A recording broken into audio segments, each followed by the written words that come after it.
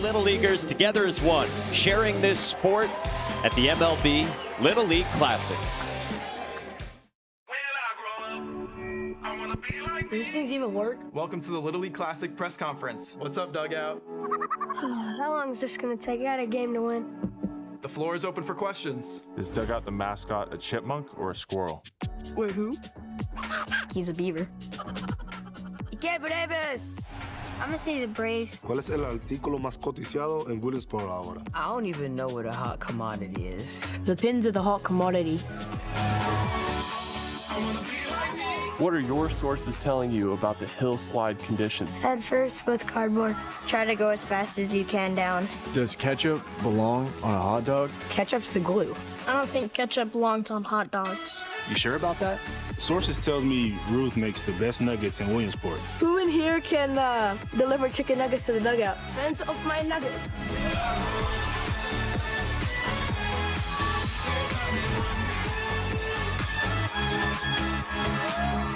What's the best lesson you learned this week? One step at a time. The camera's always on. You always gotta be a professional. Who has the best home run call?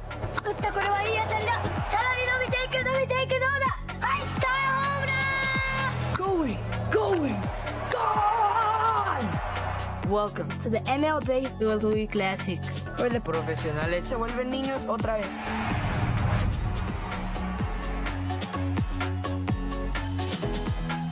Hard to imagine a better day for a baseball-loving 12-year-olds. Welcome to the Little League Baseball World Series, presented by T-Mobile. It's one of the best days in the sport in Major League Baseball. You get these 4 Little League World Series games, then a big league game for the kids from Tijuana, Mexico. 1-0 so far against León, Nicaragua. One of the powers at the event so far. 2 dramatic wins on game-ending defensive plays. And the Braves and Brewers will be arriving soon in advance of their game tonight here in town. And before they get ready for that game, they come to the Little League World Series. They watch Little Leaguers. Then the Braves and Brewers head across town to Bowman Field, where they play tonight at 7 Eastern in what is a big game in the National League. With that, we say hello and thanks for joining us. 2003 United States champion here, Devin Travis. I'm Mike Monaco. Sebastian Salazar joins us in a moment. In what other sport do you get the best players in the world watching the best kids in the world, and then they flip the script tonight, and it's the Little Leaguers watching the big leaguers? This is just one of the most special add-ons to this event in total. I mean, you think about the Little Leaguers, they circle this day. The big leaguers, they also circle this day. But it's baseball at its purest form here. Joy, passion, and fun. And it also provides these young Little Leaguers a real-life hero right in front of their face. I think that this shows that their dreams are possible. They can make it to the big leagues. And when these big leaguers are here, it's big smiles, it's fun. Might even see them slide down the hill a little bit. I can't wait. Yeah, this is the 9th year of the MLB Little League Classic. So many fun moments through the years. And look, they weren't doing it quite like this in 2003, but you had a similar experience after playing here in 03. It was amazing. The Marlins, they made it to the World Series that year. And you know, I think about what Little League Baseball was able to do for so many people, and myself. We were invited to the World Series. We got to go on the field for pregame, and I got to see Miguel Cabrera up close and personal. Like, that was one of my first moments where I went, oh my God, he's a human too. And I think today you're going to see a lot of young kids here also go, wow, they're people just like me. Yeah, we've been asking the Braves and Brewers who is their favorite player. Who was it growing up? So many guys said Miguel Cabrera. And oh, by the way, we have 4 Little League World Series games today that have huge importance because we started with 20 teams. We're down to 16. The winners from today's game head to the international semifinals and are well positioned to get to the Final 4 in the world next weekend. Nicaragua, South Korea, Nevada, New Jersey, all at 2-0 and in prime positioning. So that's the goal for these players from Mexico and Nicaragua, who also get to play today in front of their favorite players in the world. Let's check in with Sebastian Salazar. We've got Tadeo and Clemente with us. They're going to be on opposite sides of today's game, but later in the day, they're going to be on the same side. You're about to find out why when the big leaguers roll into town. ¿Tu jugador favorito de Grandes Ligas quién es? Ronald Acuña. A ver, Tadeo, ¿tu jugador favorito de Grandes Ligas es? Ronald Acuña. Ah, both huge Ronald Acuña fans, so we do have something in common, even though we're a bit rivals today. Cuéntame, ¿qué va a ser para ti ver a Ronald Acuña aquí de cerca en Williamsport? No, pues me voy a sentir feliz porque pues, va a ser la primera vez que voy a conocer a mi jugador favorito y quiero ver si me puede firmar algo para tenerlo de recuerdo. He said he's going to be very happy because it's going to be the first time that he gets to see his favorite player, and he's hoping, like many of us, to get an autograph. A ver, cuéntame, ¿qué va a significar para ti que tu jugador favorito está jugando a metros de ti hoy en la noche? Me siento muy alegre, de verdad. Siento que va a conocer a mi jugador, entonces tengo que voy a dar una pelota para que me la firme y tener de recuerdo. He's also very excited to meet his favorite player and is going to take a ball to see if he can get it signed as an autograph. Vamos a hablar un poquito del partido de hoy. ¿Cuál es el objetivo para México? El objetivo para México es ganar el juego, batear, jugar bien para llegar a la semifinal y poder disfrutar el campo allá también. The objective for Mexico is to hit well and to win, to try to get to the semifinals so they can enjoy the field up the hill, Lamedy, what everybody's talking about. Clemente, para ti, ¿cómo ves el partido de hoy? Pues se me da muy parejo, sabiendo que México es un buen equipo, también nosotros, pero el que gana tiene que hacer las cosas bien en el terreno. He said the team that does best will win, but Mexico's a very strong team, so are they. Should be a very close game. Guys, back to you. Savvy Sony, there's more than 60 players who've played here at the Little League World Series before going on to careers in the majors. Big leaguers and little leaguers come together today.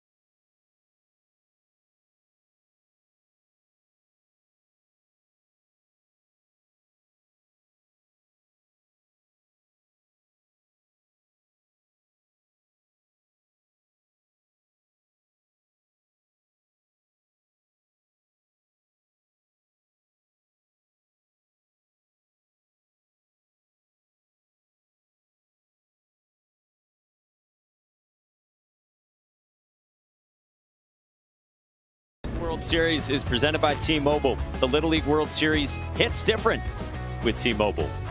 Former Major League stars in the building.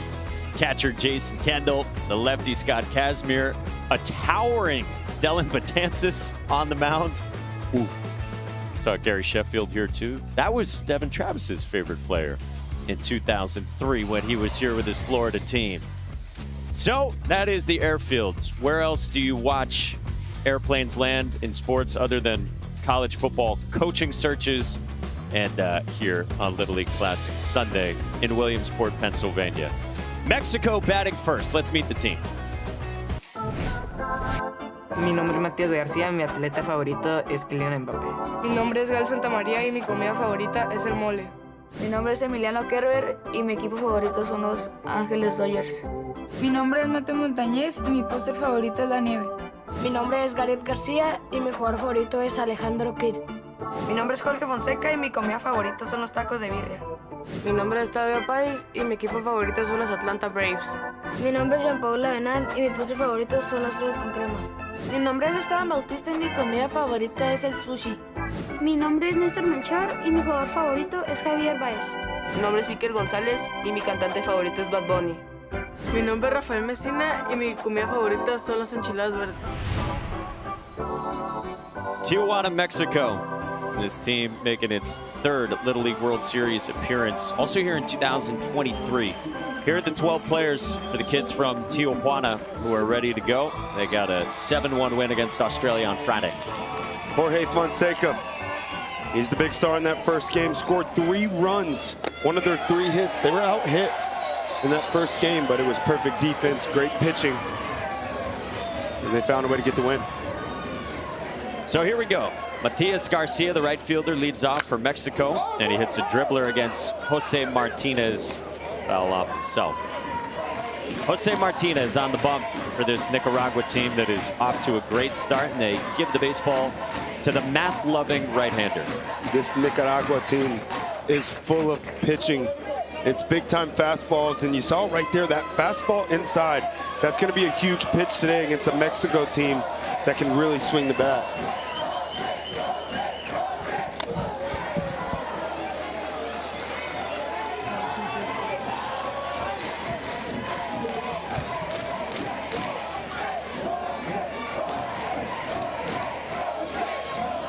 One and 2 on Garcia. Lined into center field, the base hit. Good hit in Mexico early on. Some 2-strike hitting right there, too.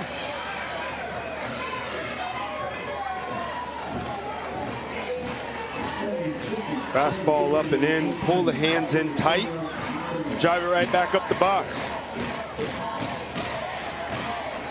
Now Oscar Mateo Montañez, center fielder for this Mexico team.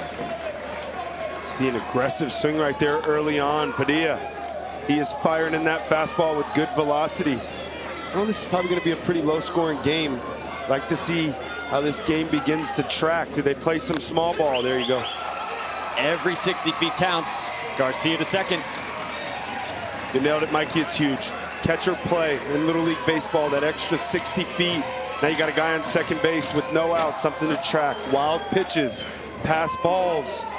Especially in this situation, you got your 2-hole hitter up, knowing it's somebody that can really control that bat.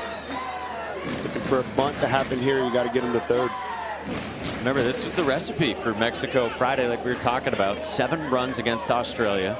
Those 7 runs on 3 hits, 4 hit by pitches, 7 walks for this team managed by Pancho Fimbres. Discipline, take what they give you approach. And in the postseason, especially here in Williamsport, it's pitching and defense. They are paramount. You do not have to hit the ball over the yard, out of the yard. You just got to play great defense, and you got to throw strikes. And that's what they've done. 15 runs by both of these teams, just 8 hits combined. It's jarring to hear that. Man. Cut and a miss. Good off speed from Jose Martinez Padilla for his first strikeout. Yeah, beautiful. Starts him off early with the fastball up and in. And that sets up this breaking ball late. It starts in, but it dives down below the zone, and a great job behind the plate. That's a big strikeout right there. It's those little moments in primetime games where the guy doesn't advance to third that can cost you. Jorge Fonseca lines it to right at Giovanni Uros Chavez. Strong throw, not in time to get Garcia. 2 down. That's a great piece of hitting there, but that's the importance of finding a way to get that guy to third base. Would have been a sac fly, but the big strikeout. Now we got a guy at third base. Once again, here comes the catcher play. Got to keep the ball in front of you. We're biting nails. We're making plays in right. And 2 down with a man at third. For the cleanup hitter for Mexico, Gareth Garcia. Big fan of Alejandro Kirk. He's from Tijuana. Garcia is a catcher for this team too at times. Said he loves the way Alejandro Kirk frames pitches, his intelligence with plate discipline. The appeal there not successful. Really cool to know the big league ties to these cities that come here to Williamsport. Yeah, Alejandro Kirk, what a player. He can flat out hit. That's certainly where he's made the biggest improvement, is behind the plate. Good breaking ball again from Jose Martinez Padilla. Alejandro's cousin, Noah Kirk, the star for Cali, eliminated last night. But hey, Alejandro still got some skin in the game. Mexico. Yeah, this is squad. Hey, he gets 2 teams.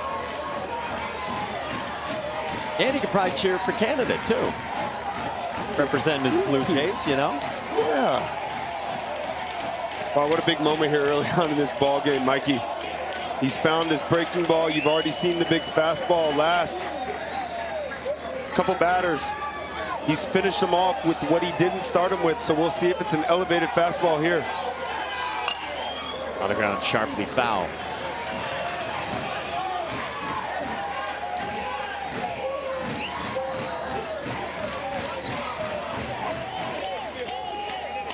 Could hear in Spanish the Nicaraguan manager was telling his outfielders to back up, seeing some of these swings from Garcia. Mexico can hit. Try to elevate the fastball that there, went down with it. On the ground at short, Jonathan Uros Chavez ends the inning. Oh, we got a fun atmosphere for game 2 of 4 at the Little League World Series today on a special Sunday, the great sport of baseball.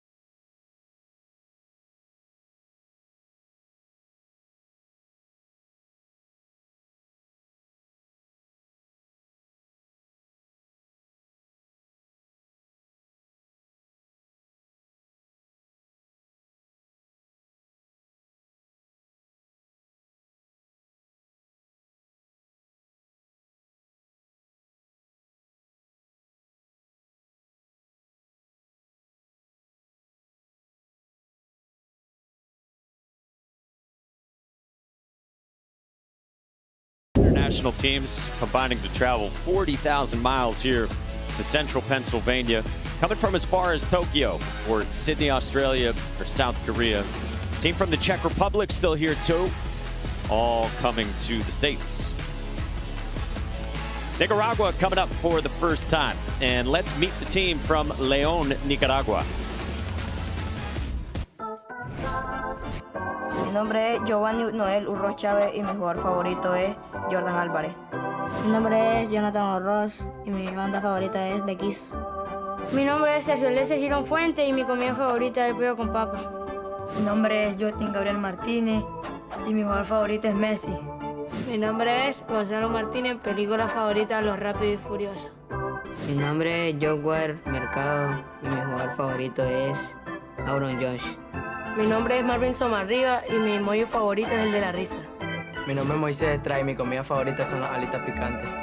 Mi nombre es Kenji Jiménez, mi equipo favorito es los Dodgers.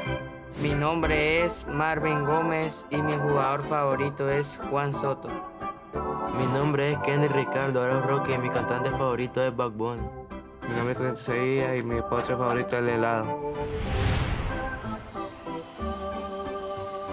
Team Nicaragua from León, second largest city in the country after the capital, Managua.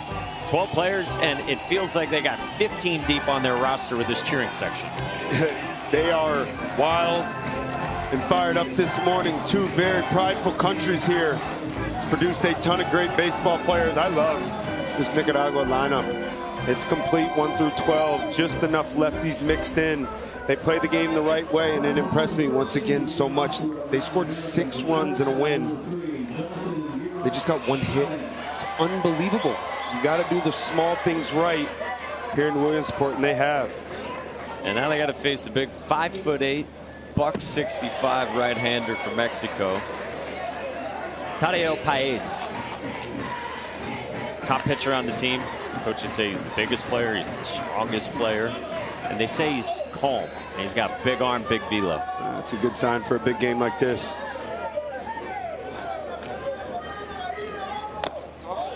He is facing the 4'10", Jonathan Uros Chavez. Tough little strike zone to figure out. I like that he's squatting with the pitch coming in up here 2-0. No, he's taking a strike.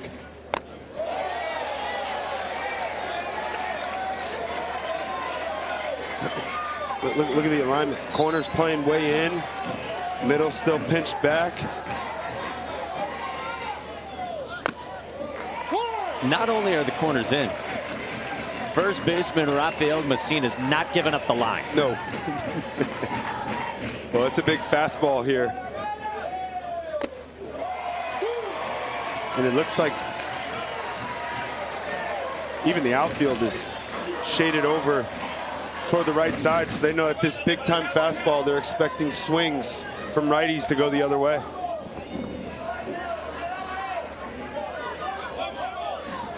Three-two. Pulled down the line in left. Foul.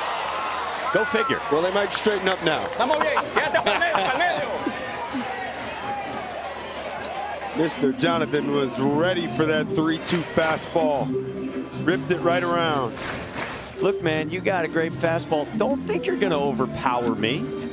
And I like how he's defending it. He's starting early. That's a big key. Guy on the mound with a good fastball just means you start earlier. Everything then moves the same. Tadeo Paez working against Jonathan Uros Chavez.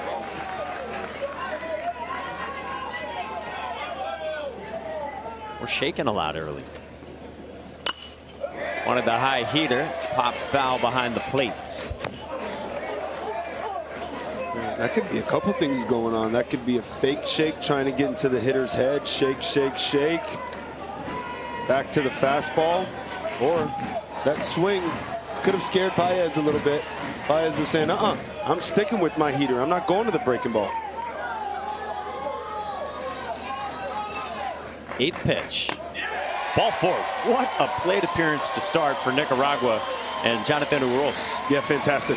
That's why he's at the top of the lineup. 8 pitches, seen it all.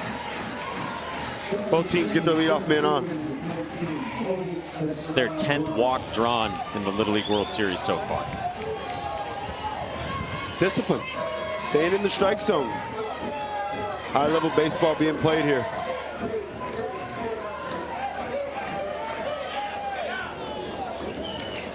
Moises Estrada now.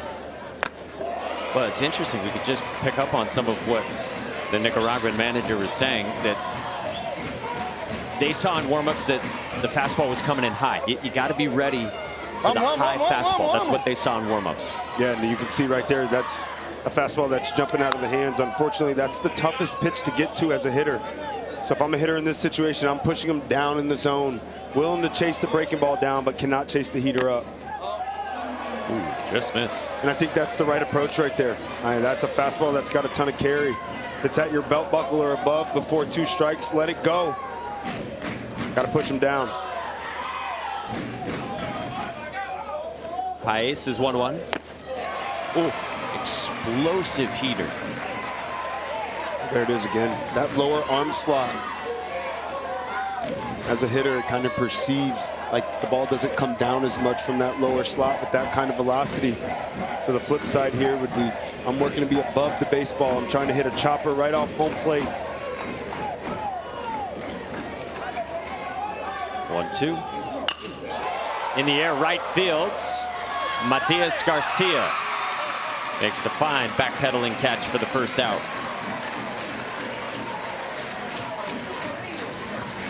Yeah, great execution there, right on the outer black, and I like the adjustment the hitter made. He's working down, and just because you're thinking about hitting a chopper or being above the baseball, that does not mean you have to hit it on the ground, but that thought process allows you the ability to at least make contact.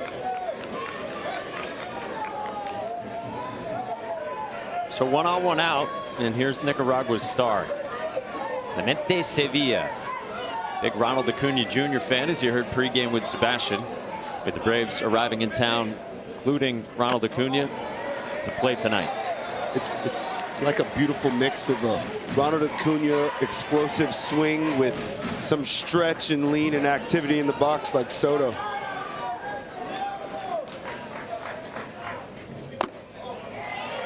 Two 2-0 on Clemente Sevilla, who had that awesome outfield assist we all saw in their opener on Wednesday.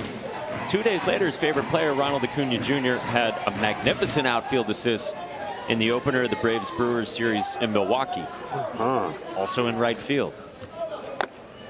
Ronald Acuna went deep into the right field corner at American Family Field in Milwaukee, picked up the baseball, threw a seed to second base on a line to nab his countryman Luis Lara. True five-tool player, one of the most talented players this game's seen. Did he go? No. And that's a big pitch right there. 2-1, you expand the strike zone, you even it up at twos. You lay off, you're in the driver's seat here. Let it come into the zone. Only in the zone, Jose Rodriguez saying. And it's not in the zone. Don't chase. Juan Soto-esque. 5-pitch walk. More of the same from Nicaragua. And this kid, Clemente Sevilla, is on after his dramatic way to end it Wednesday. Man, what an ending. Form of a complete game. Started the game on the mound and into the game in right field. Just a missile to home to nab the runner. 2-1 ball game. That was tight all game. And no question the story is that young man right there. I liked what Lowell said on Little League today when you guys were up this morning. If you're Clemente and you're playing in right field, go figure that you got an outfield assist waiting in that arm. Yeah. Roberto Clemente. Kendry Arauz, cleanup hitter bats. By the way, flight tracker update. Again, not a college football coaching search. These are major leaguers arriving in town. Brewers are going to touch down in 3 to 4 minutes, I'm told. Let's go. Got a direct line to the FAA. Man. You know somebody everywhere, huh?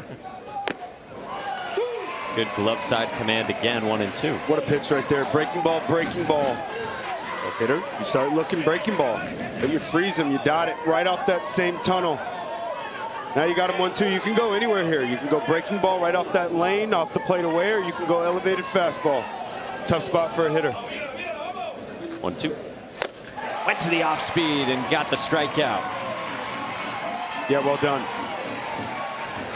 It's one thing to make the right pitch call. It's another thing to execute it. Just a 12-year-old pitcher on the mound.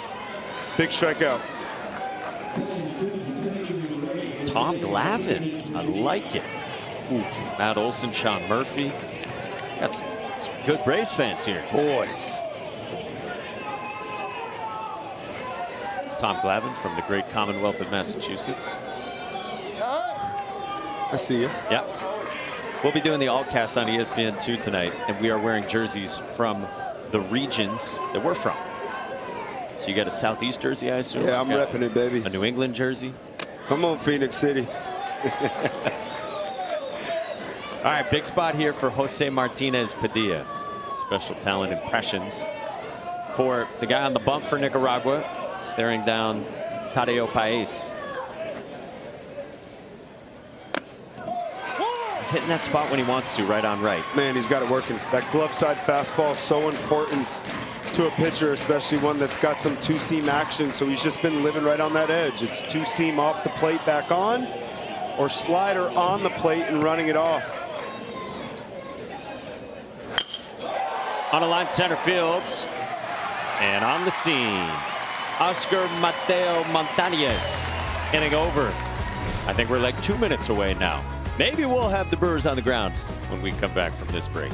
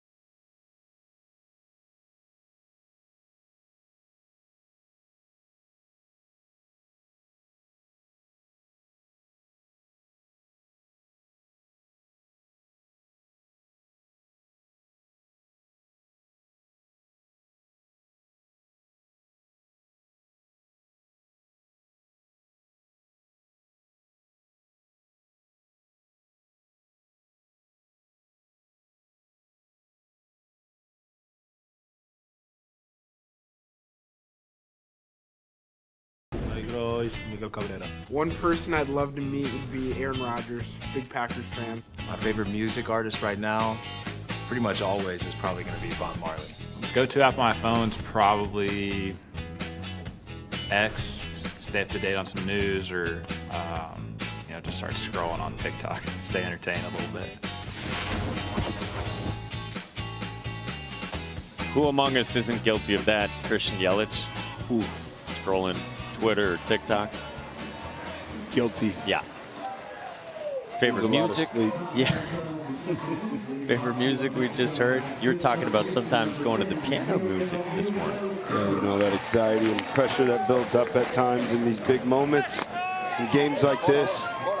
Something to calm you down. It's easy to get fired up and super excited to show up in these big games. I think the key with the best players in the world, they always find a way to just stay right in the middle. Emiliano Kerber, the handsome one, takes a strike from Jose Martinez. Speaking of favorite players growing up, you did say when you were here in '03, favorite player, Gary Sheffield. Yeah. I mean, that bat waggle, I think every young player tried at some point to hit like Gary Sheffield.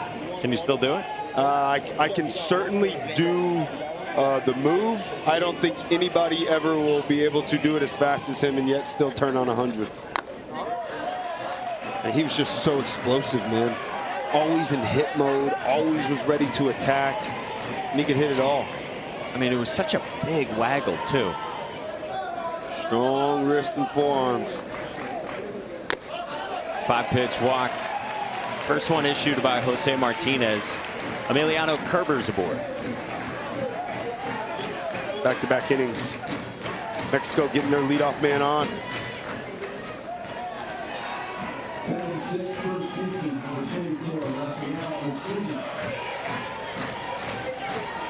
Here's Rafael Messina. Favorite player, David Ortiz.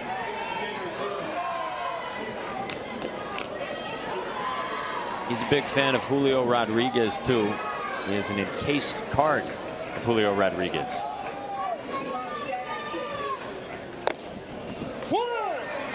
Nice pitch there, glove side. When you see the outfield, they are playing them way to the pool side here, so they're expecting this big bopper here. Try to catch something out front. Oh my. Catcher's interference. As called by you and Ruben Ramos, the home plate umpire. Hopefully Joshua Mercado is okay. I mean, pretty clear. It's just unfortunate. That's a breaking ball that's biting down in the zone, so catchers naturally, they go to try to work underneath the baseball, and he just reaches out a bit too far. Messina letting that ball travel. Hits the glove. So here we go. Brewers, we think, that's them, flying in right now to Williamsport. Welcome, the Brew Crew. I remember the Red Sox were here a few years ago. Xander Bogaerts told us when he joined us in the booth after they landed that flying in, he was locked in on the Curaçao game that morning. It's from a similar island of Aruba. Get a good bunt here in front of home plate, and Mercado makes the play. Iker Gonzalez. And Xander Bogaerts said that the plane Wi-Fi went out right when they were making their descent, so he couldn't see the big moment in a high leverage game for the country he was rooting for. And he got on the ground, he had to wait and figure out what happened. What did I miss? I'm telling you, these big leaguers, they love this event.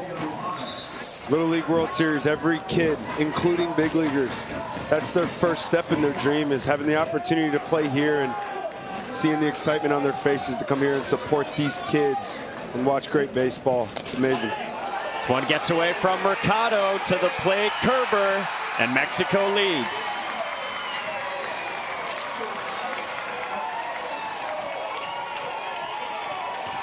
This Mexico team playing with a ton of energy early on. Give them a break, and they will take advantage of it. Leadoff walk, catcher's interference, some beautiful baseball with the sac bunt. And the second wild pitch of the day, Mexico up 1-0, still threatening. I wonder if they're going to check on the catcher's hand here. Nicaraguan manager Jose Rodriguez coming out as the Brewers come down.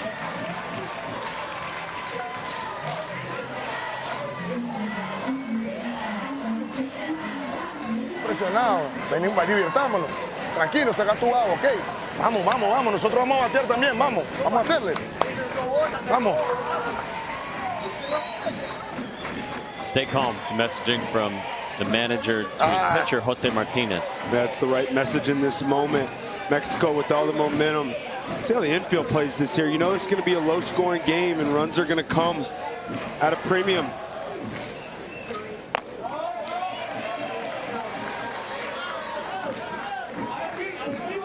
You do have a base open with the lefty up at the dish right now, so you can pitch this very smart. 3-0 on Tadeo Paez. Looks like that's what they're doing.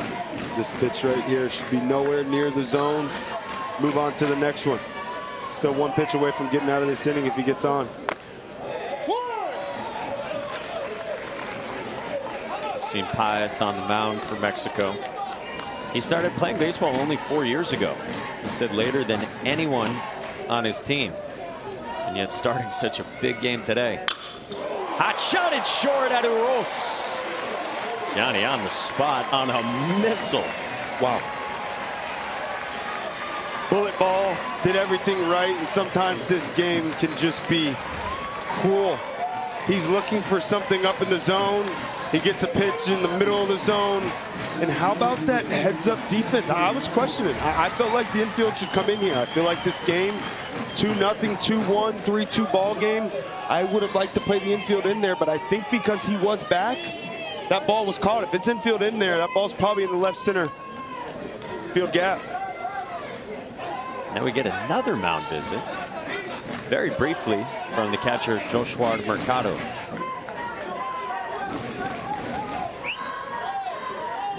The batter is Nestor Melchor, 2 days away from his 12th birthday.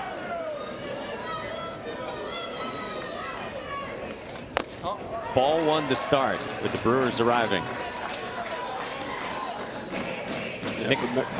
For Mexico here, you feel like with 2 outs, an opportunity to drive this run in would be huge. For Nicaragua, you get out of this thing with just one, little momentum. Fouled away.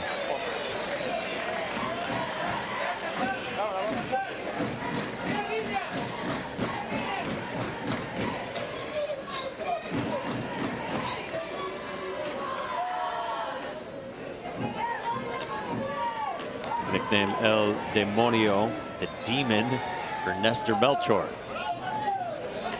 He's on the baseball field. He is in attack mode. On the ground at second, Sergio Giron recovers. Inning over. He said it was big, and an escape from Jose Martinez. Major leaguers coming to town. The Brewers have arrived on Little League Classic Sunday.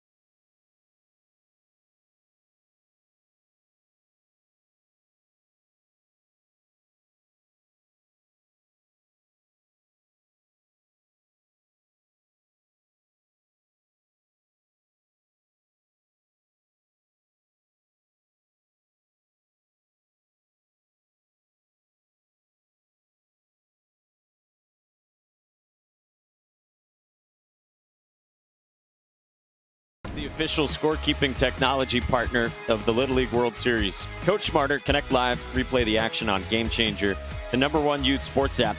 Live the game like never before. What a great view on this Sunday morning. First of all, good morning to you, Devin. First of all, good morning, Michael. Thank you. Big day. Braves and Brewers coming to town. And we got a William Contreras, Christian Yelich jerseys in the building for the best team in baseball, Milwaukee. They do everything right. Great defense, led by Bryce Terang. He's one of my favorite players to watch play. I cannot wait for tonight. They do it in such an amazing way. They have the fewest home runs in the sport. They walk the most. They chase the least. They hit the most ground balls. They go oppo the most. And they're still a top 5 offense in the sport in terms of runs scored. I love it. Sounds like some old school baseball coming back in the game today.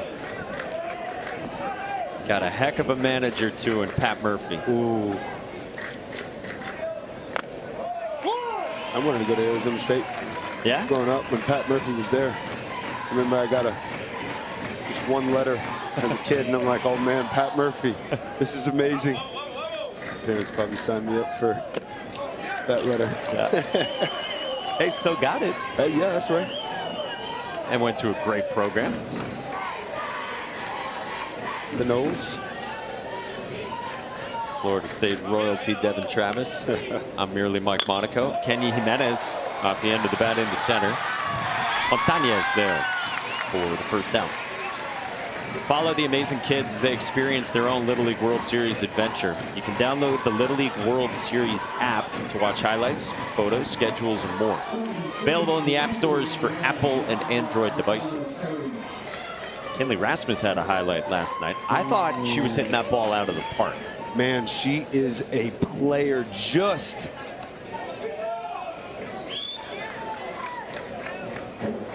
missed it. Joshua Mercado takes strike 1 from Tadeo Paez. Mercado very quiet, the coaches say. Catcher on this team. Says cooking is his special talent. And if he won the lottery, he says simply, he would help the people. Amazing. Love that, buddy.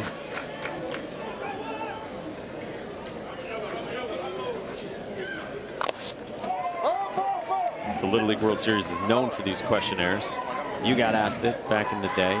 They get asked all these questions now. And we asked the big leaguers, Braves and Brewers, a lot of the same questions. It's been so fun hearing their answers too.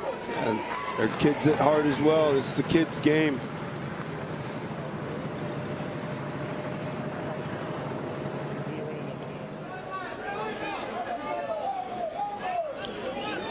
They might be so riveted by the game they're watching, they don't want to get off the plane. Ah, there's the bus. There they go. Okay. Must have been a good tailwind, maybe a few minutes early.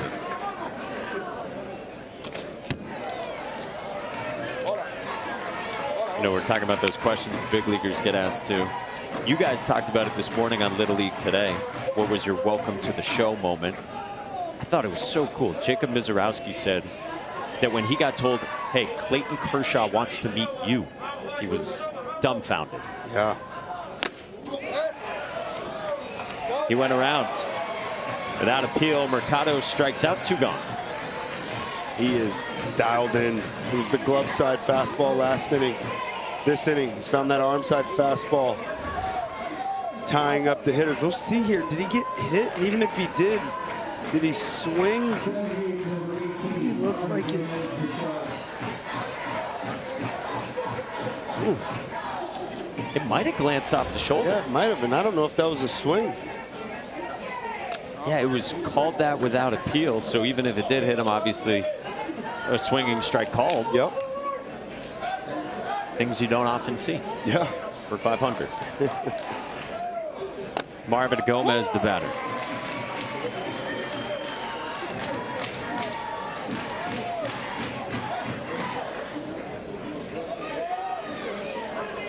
Another Ronald Acuna Jr. fan and Marvin Gomez.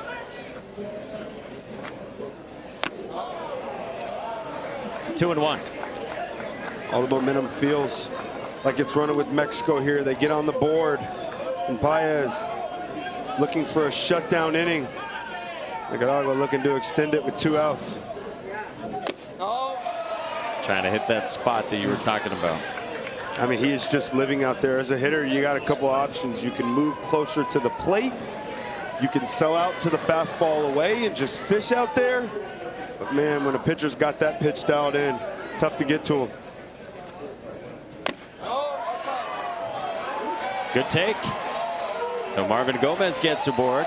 And this is the quintessential Nicaragua. Buen turno.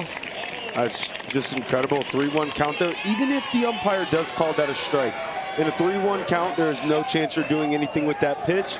You take it back to back and you get the call going your way. Nicaragua extends the inning.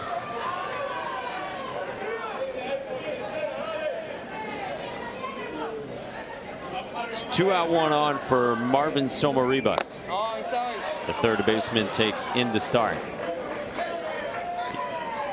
This is the part of the order that's going to be so important for Nicaragua. Top of the lineup, obviously full of big blasters. If this bottom of the lineup can find a way just to get the pitch count up on Baez, huge. That registered as 79. With run in sync and dots it down and in. Hardest fastball of the day.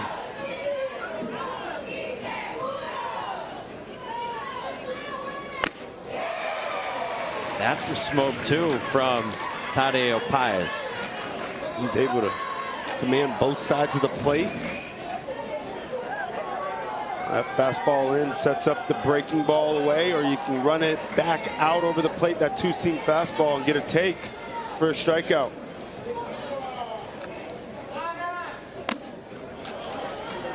Back pick, not in time. 2-2.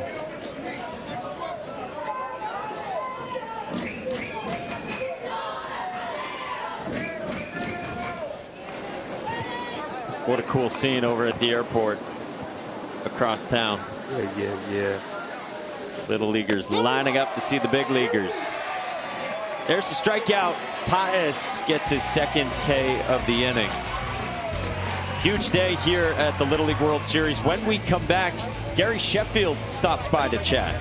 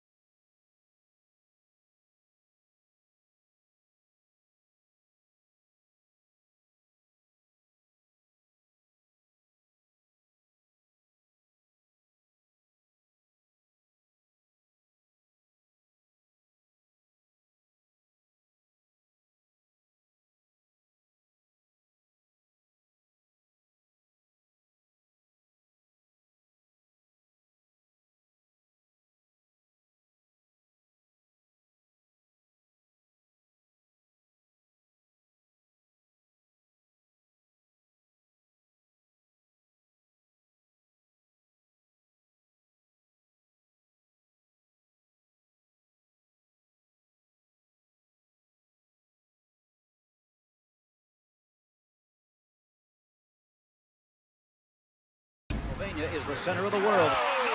Good ball. That's it. It's all over. Gary Sheffield, catcher.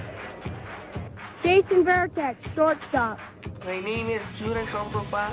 My favorite baseball player is Alex Rodriguez. Hi, my name is Michael Conforto, and my favorite baseball player is Barry Bonds. My name is Cody Bellinger, and my favorite player is Manny Ramirez. Hi, my name is Alfred D'Elia.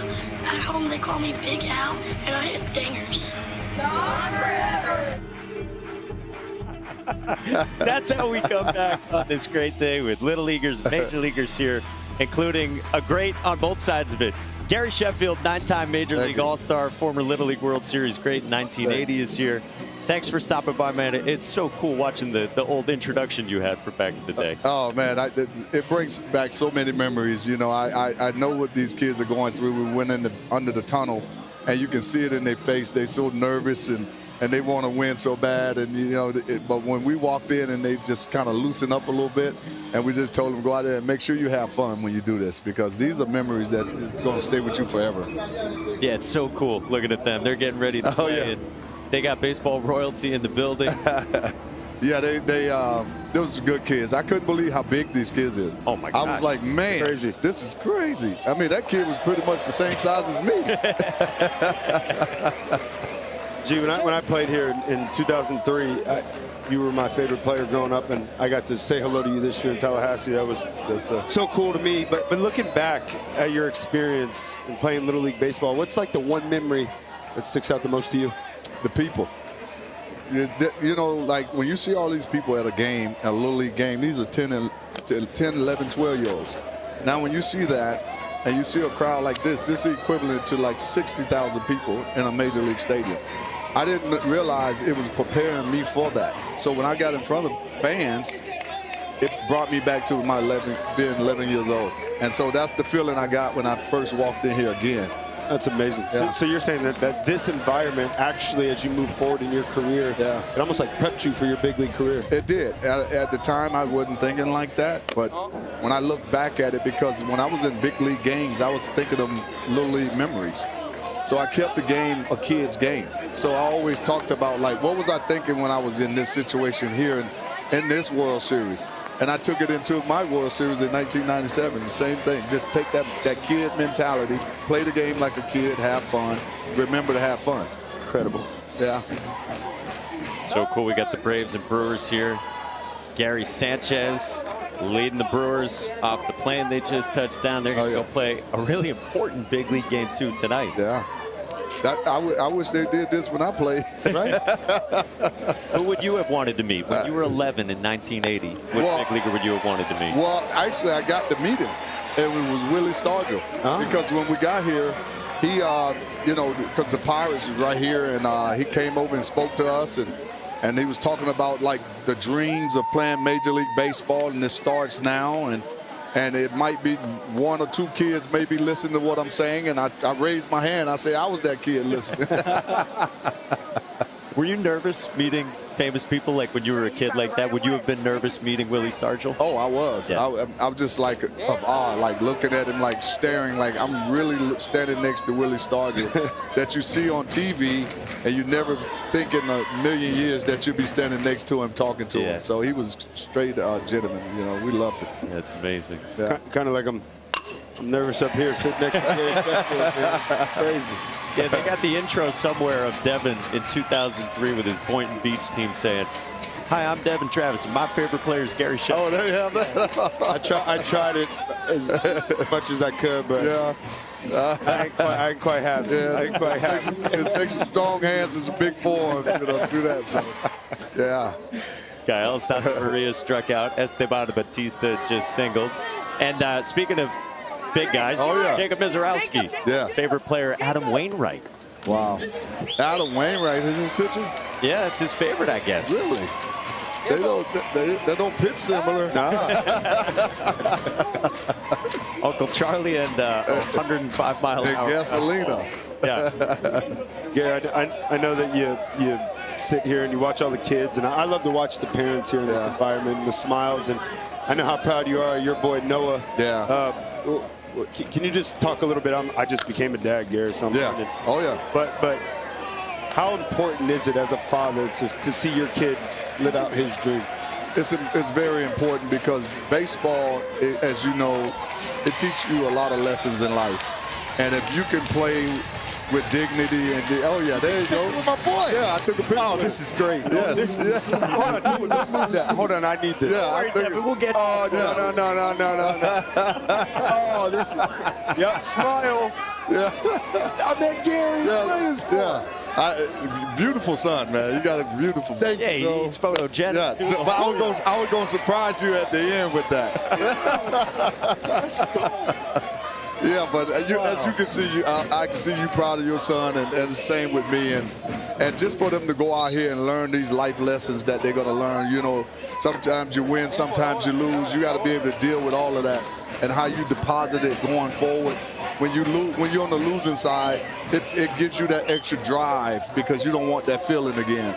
And when you win, now you take on a winner's mentality, and then now you got people chasing you. And so it's all kinds of ways that, you know, this game can bring things out of you. And so watching them play, man, is amazing.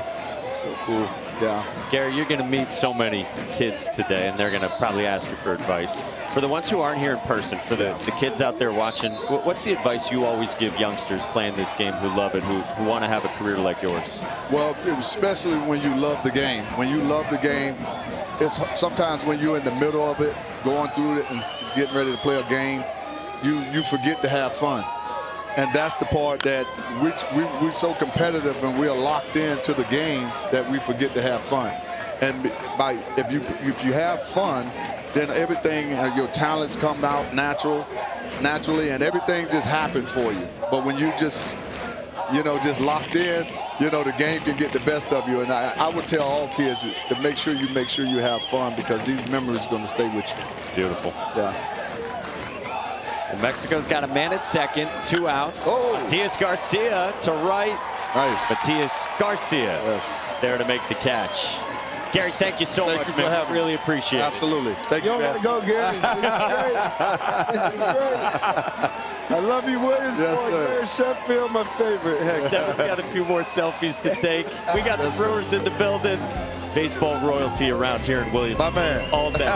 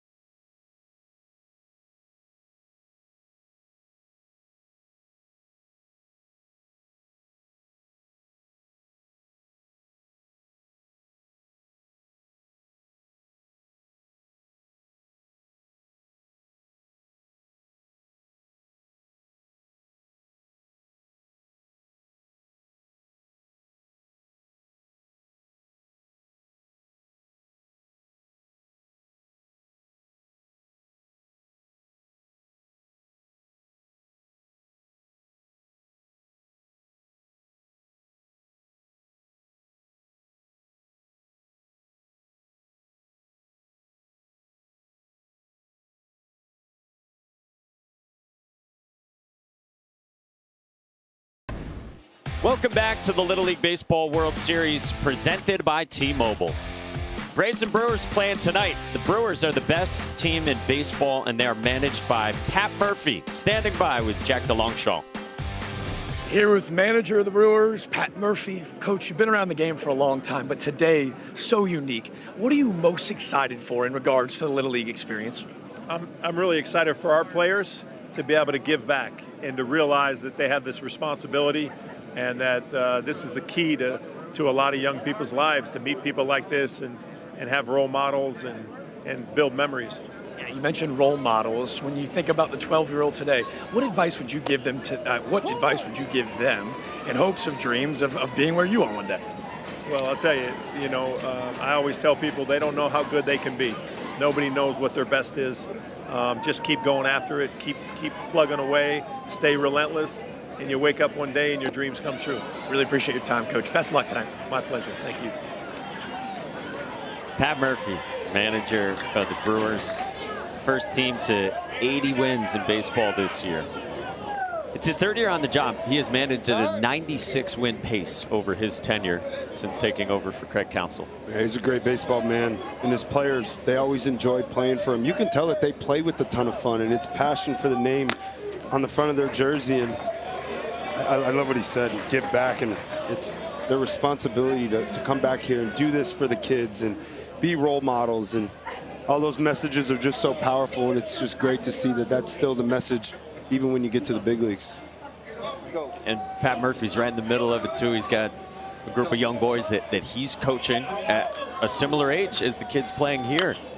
He's got his hands right in the middle of his major league team and then some youth baseball too. So he absolutely loves, lives, and breathes this sport. That's so great. It's fun, man.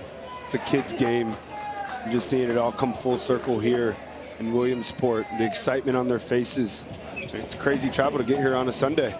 They played 2 games in Milwaukee, but they woke up excited for this day, and I know these kids are excited as well. Just saw Dellin Betances, former big-time arm in the big leagues, threw out the first pitch today. Giovanni Uros Chavez at short, and Gael Santamaria makes a fine play.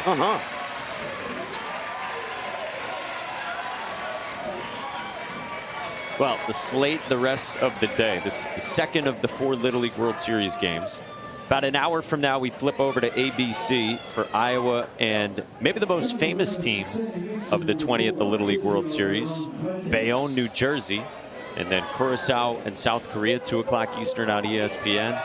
And then the Little League Classic, Garrett Mitchell and company, and the Brewers going up against the Braves. Man, I got to meet Jamie Rincon and Mason Rincon today. What a wonderful opportunity. Mason Rincon is a big kid.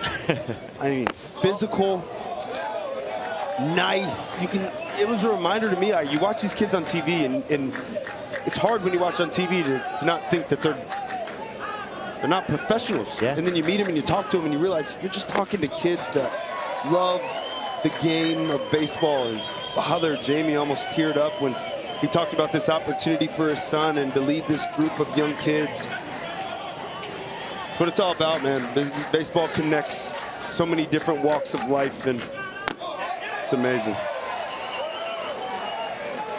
Sergio Giron walks to get aboard as the team from the Dominican Republic gets on the Brewers bus before the Brewers make their way over to the ballpark here.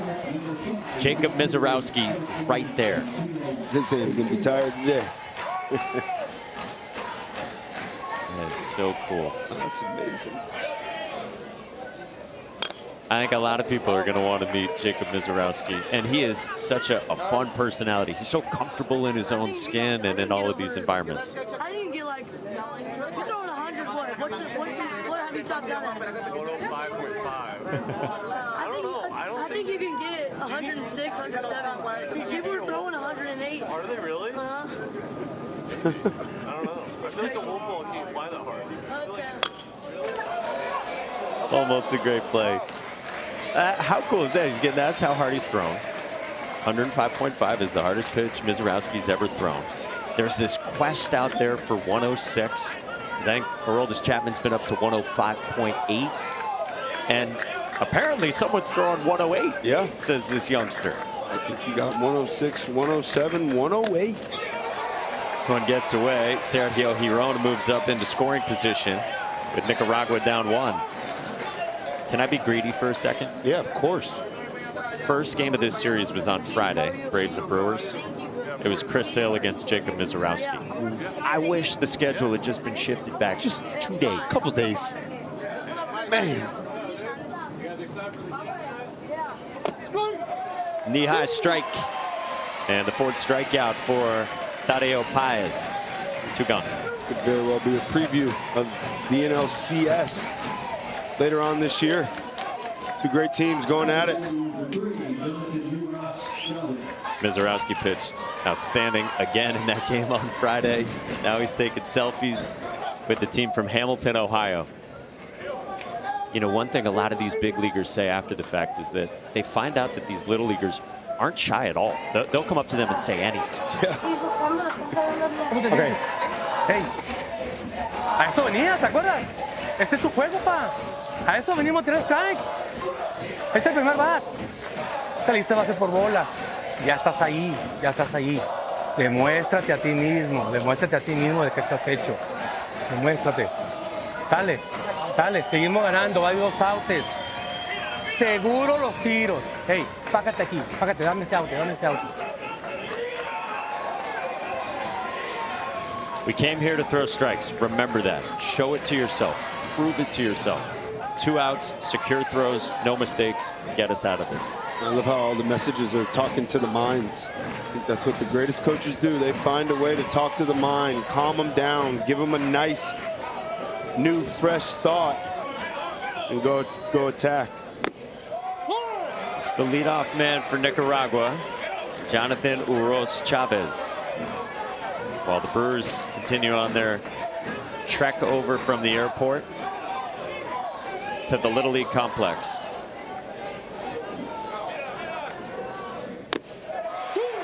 Nothing at 2 after the mound visit. They're settling down, going back to the bread and butter in the first inning. It's that glove side fastball, so he lands it and then drops in a breaking ball right after it. Now he can go anywhere, extend the plate with the breaking ball or elevate it with the heater. Bryce Terang, Garrett Mitchell on the Brewers bus.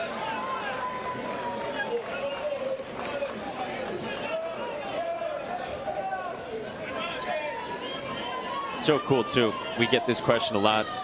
Even if a team has already been eliminated from the Little League World Series, they're still here and they still get to experience today. Yes. Ooh, just missed. A little 12-year-old just sitting down having a normal conversation. I asked it to Gary Sheffield, would you have been nervous? He said, I was nervous meeting Willie Stargell. I would have been nervous. Wouldn't have said a word.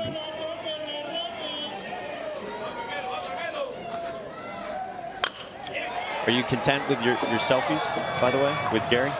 Let me check them out. They turn out. Let's see here. Yeah, I was probably a little nervous. I only clicked once, but let's show it off. Yeah, Show it off. yeah. Get that over there. Yep. Thought it turned out pretty. I'm not even thinking about you in that picture, Mike. I love you, brother, but I got to meet Gary. Yeah. I got to meet. I kind of crept into that, you know. That's freaking awesome. I get to hang out with Devin and Gary. That's so cool. Strike 3 called. Perfect spot at the knees from Tadeo Paez. The mound visit pays off. Mexico still leads. An awesome day in the sport of baseball, Williamsport, Pennsylvania.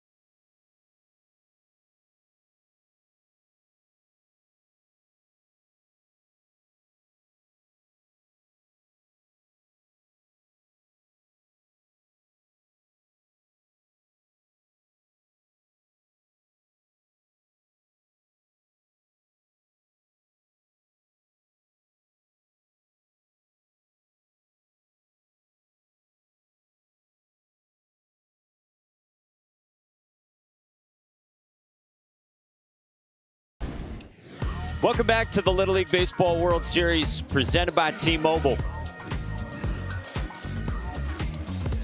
Hey, find Little League on Facebook, X, Instagram, YouTube, and TikTok at the official handles at Little League. And don't forget to use hashtag LLWS look at the lines to meet the Brewers and then eventually also the Braves. I'm telling you, one of the best days of the year for baseball. Well, Jacob Misiorowski is person of interest, maybe #1 today, and Jack DeLongchamp is with The Miz. Ladies and gentlemen, maybe the biggest name in baseball, Jacob the Miz Misiorowski, and maybe the next Miz. I'm here with Hudson of Great Lakes. Hudson, this guy's pretty good. Do you have any questions for him potentially? I want to know how hard you can throw this big ball. The big ball, I don't think I throw it that hard. That's maybe a changeup. I think it might get hit pretty far. Hey, Jacob, when you ask these kids, like, it's kind of been one of the hot topics in regards to who's your favorite player. Do you have any advice for them on how they could potentially be the next Miz in the show? Keep working, keep driving, towards their goals, and, stay humble. I think that's the biggest part, and be family-oriented. You've become a little bit of a Pokemon connoisseur, if you will. Pins are big here in Williamsport. Are you going to potentially trade some Pokemon cards or maybe some pins this week? I didn't bring any Pokemon with me, but I'd love to trade some pins. Hudson, you got a pin for him? I do. There we go. All right, I think I gotta give a hat, right? There you go. Thank you. Hat for a pin. Yep. What a trade. Fair? Is that fair? Feels clean to me. Hudson, the Miz. Jack, that's awesome. Look at this. The line is ready. You're just hoping to get an autograph.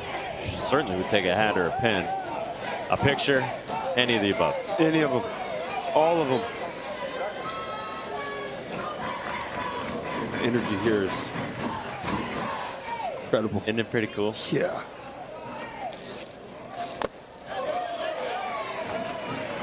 Mexico up 1-0, top 4. Again, these are 6-inning games. This is 2, 3, and 4 in Mexico's lineup. Oscar Mateo Montañez.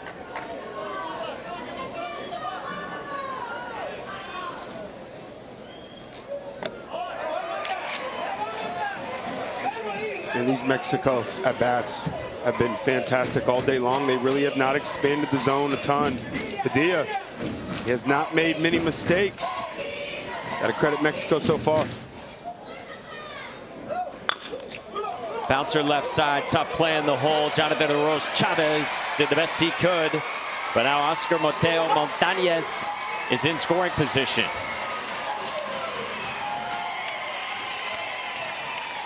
Yeah, showing off that speed. Leadoff man reaching base, and that was an incredible play by the shortstop, Jonathan Arroz Chavez. That's the toughest play to make for a shortstop. All your momentum is running toward third base, so you just try to flip your hips and shoulders at the same time and make a throw over to first. I think the big key on that play is Giovanni Arroz Chavez out in right field. Just a reminder, you always tell yourself you have somewhere to be. The ball's hit on the ground. That right fielder immediately just take off to back up first base. If he's there, maybe it's not turned into a man at second base. Está ahí, no pasa nada, no pasa nada. Hey, vamos a hacer la 2, ¿ok? Vamos a hacer la 2. Dale a cortar eso, vamos. Vamos, papá, animado, animado. No quiero que te bajes la guardia, nunca, vamos. Nosotros vamos a batear en el otro inning, oye. Hey, tranquilo, tranquilo. Vamos, vamos. Tenemos el juego, mantenerlo ahí, vamos. Vamos, vamos con la 2, ¿ok? Con la 2.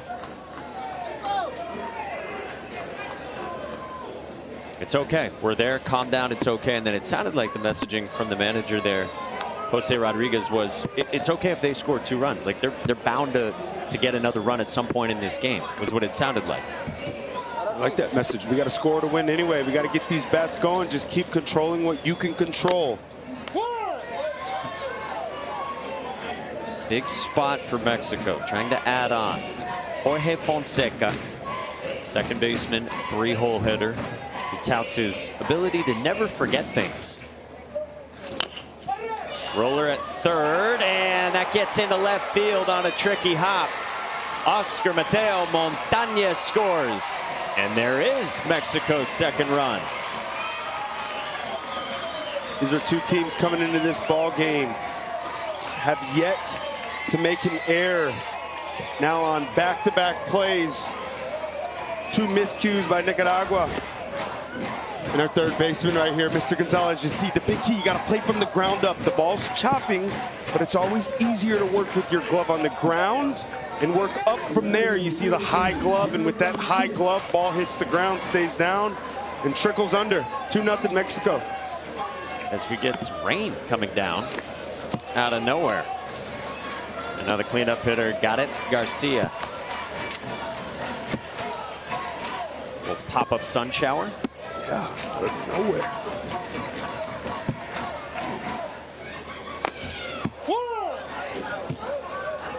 And this has been a great ball game. Well played all around. Look at Bernie. Such a good stash. That's good. Love when he slides down the thing. Yeah. What if I told you I've been down the slide? Have you? At American Family Field. Right. It goes fast. Like, almost dangerously fast at times. Visiting players always want to come in and do it. To some extent, visiting players not entirely allowed to do it anymore. Because it's so fast. Oh, yeah. Little roller left side. Jonathan Uroz Chavez to first. And the runner stays put even with the infield back. Shocked right there that the infield was back, number one, in a 2-0 ball game here in the top of the fourth inning, knowing it's going to be a low-scoring game, but a big mistake. Base runner over at third base. You know, if the middle infield is back, third base coach will tell you, hey, we're staying put on all ground balls in the corner. But if that ball's in the middle of the infield, you score all day long. Let's see if Nicaragua can take advantage of that. Infield still playing back here too. Shocking, shocking. Paez is throwing the ball, fantastic. And they're going infield back here again. Team Dominican Republic hanging out too.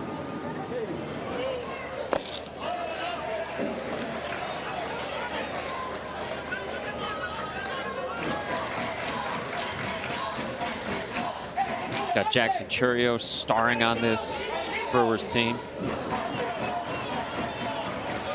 One of the game's great young talents.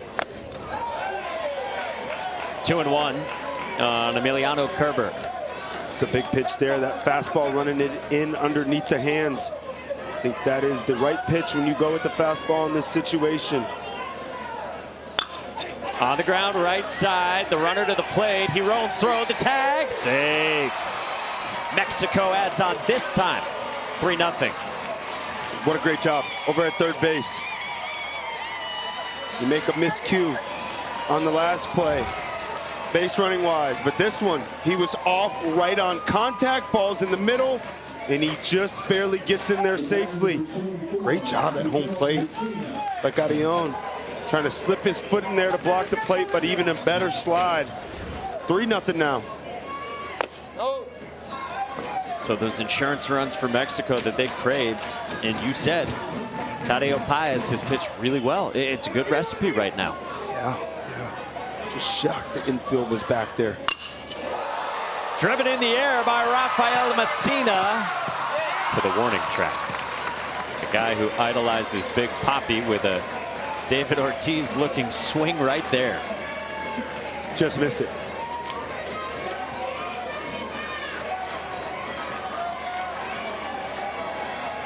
But he's firing up the fans. Yeah, yeah. I mean, they have all the momentum, ton of energy in that dugout, a lot of great at-bats all day long.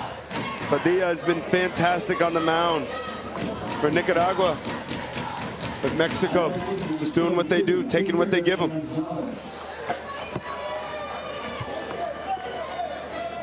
So 2 outs and Iker Gonzalez on the ground at third. Marvin Somariba handles that wet ball really nicely. And the inning's over. But Mexico adds 2. 3-0 in game 2 of 4 today at the Little League World Series.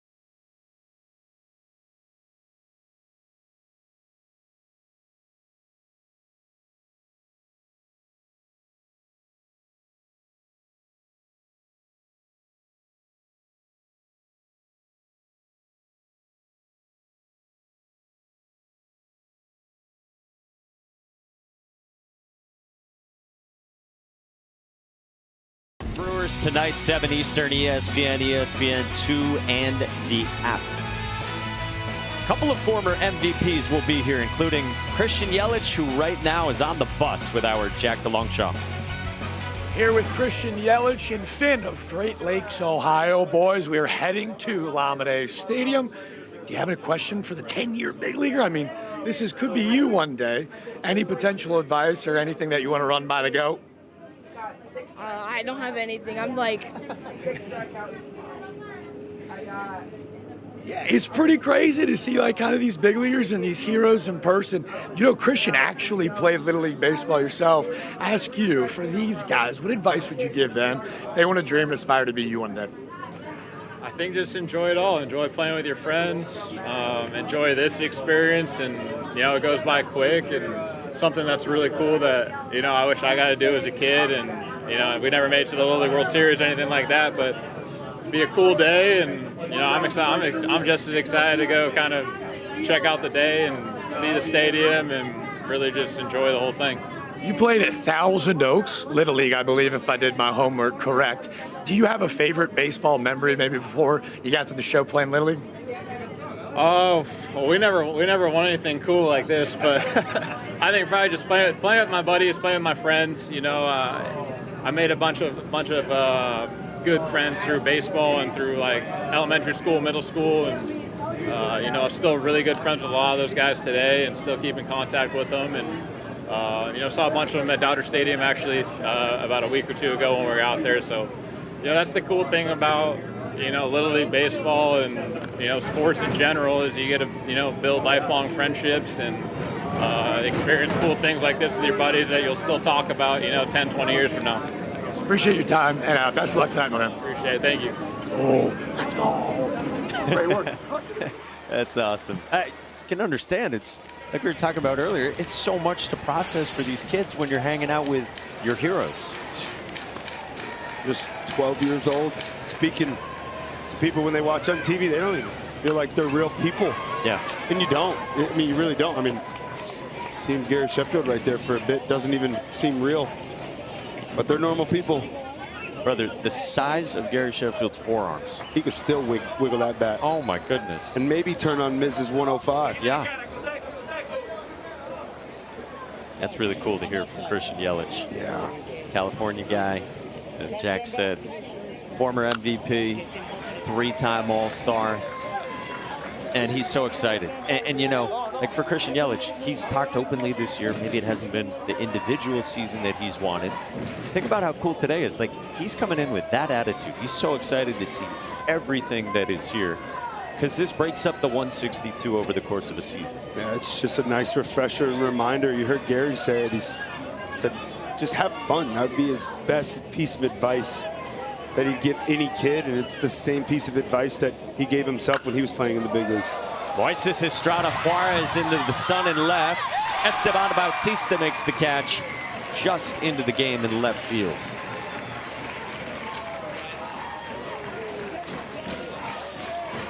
That's a great job out in left field, too, with that sun sitting high above Volunteer Stadium.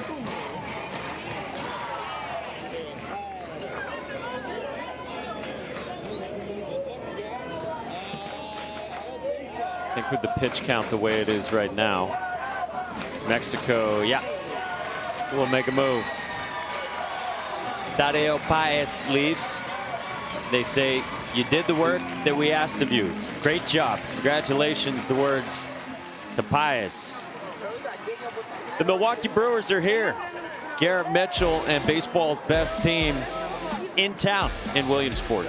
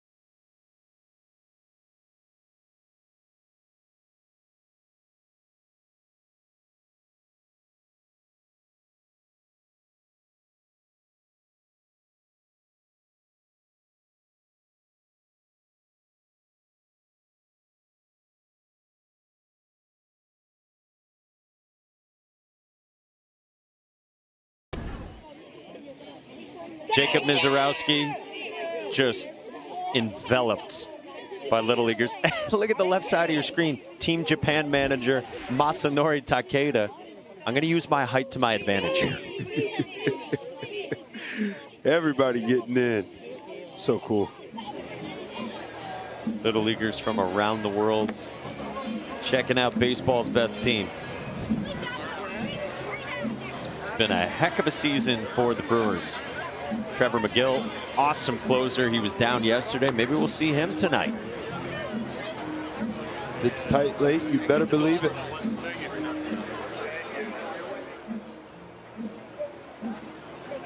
Selfies with Jackson Churio. William Contreras has had another great season. Coached Willie in AAA for a little bit. Yeah? Yeah. What a great guy. Talk about having fun when you play the game. That guy does.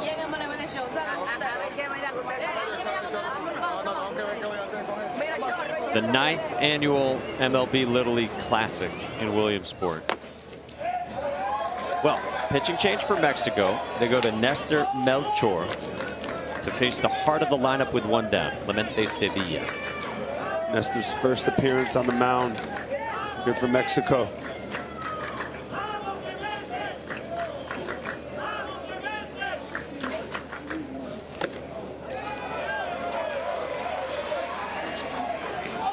Two 2-0 on Sevilla. You wonder what the importance of this game. Taking Paez out, making the pitching change. He was in a big-time groove. You got to come in at those strikes just like that right there. Bryce Terang talking with the California team. It sounded like he said, "Where are you from?" He said, "Southern California." "Yeah, where in Southern California?" "San Diego." And then the teammates of the kid on the California team, "Come on, man, you got to answer the question." 2-2. What a player he is. Such a cool scene here. And hey, big moment too with Nestor Melchor on the mound. You know, these players have amazing journeys just to get to this point at the Little League World Series. Melchor had some trouble working on his visa, but he is here, and now he gets to pitch on the mound in front of major leaguers. Let's go to Sebastian Salazar with more on Nestor Melchor's story. Yeah, Mike, I think it might be the wildest visa approval experience I've ever heard of. He went through the original process like you might expect with the rest of his teammates, only to see the application denied. At that point, the team and staff, they kind of go into overdrive, and they were able to get him pretty much an unprecedented, at least in such short order, second visa appointment. He goes to the second meeting, again denied. He and his mom head out of the building, out to the parking lot. They call the coaches. The coaches start to make the heartbreaking plans to replace him on the roster. Then suddenly, mom's phone rings. Unknown number, so you leave it. Rings a second time, they pick it up. It's somebody from inside the consulate, tells them to head back inside. They go in, there's a third meeting with someone, and this is what I was told, who seemed to have much more of an interest in baseball than sports than the first two reviewers. And voila, visa approved, tears of sadness turning into tears of joy for Nestor and his family. It's incredible for this pitcher to just get here. Like, your team has clinched, but now we got to figure out the paperwork to get here. Well, I'm happy he made it, and I know his team's happy he made it. Don't want to miss this experience. Yeah. Coaches said they had actually already come to a decision on how to replace him on the roster. And then something changes just a couple of weeks ago. And now he's here in front of this mop seat. Kendry Arauz, the batter. 1-1. Oh, lo and behold, favorite team, the Milwaukee Brewers. They know who's in town. The other part of this, I don't want to give away trade secrets for next year. But if you know who's playing in the Little League Classic, maybe it shapes your answers. Yes. Filling out the questionnaire. I'm not saying that's what happened here. Smart. But we look at these things. We know who's playing. We know what might make a good story. Yeah. These kids know what they're doing.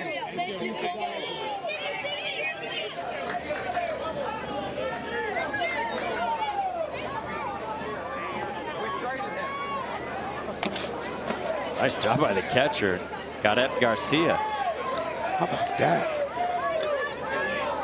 I mean, behind the back. There's no way he could see that. Just sticks his glove out to the right spot. What a play, keeping that run over at first.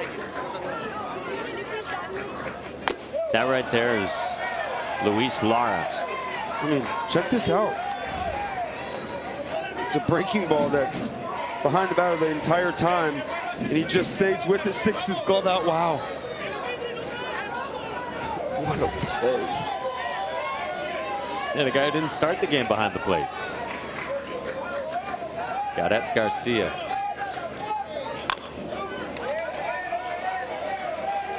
How about the catcher's setup behind the plate, too? Nice big target. Yeah, with 2 hands. Yeah.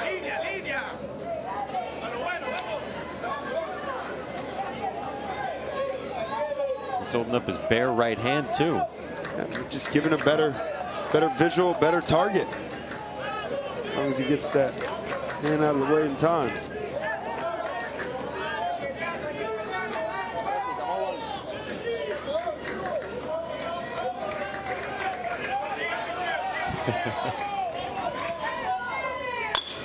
Smash down the line, foul. You like that target? Yeah. Yeah.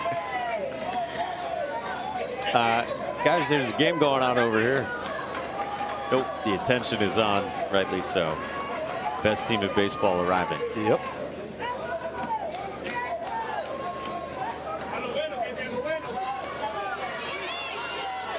Pretty cool scene. Kyle Harrison came over in a trade in February from the Red Sox. He's been outstanding for the Brewers this year. Might be their Game 2 starter in the playoffs after the Brewers were in the Tarek Skubal mix, but of course Tarek Skubal ended up with the Dodgers. Harrison's had a great year. He's back healthy, slotting behind Jacob Mizorowski. Could never have enough pitching.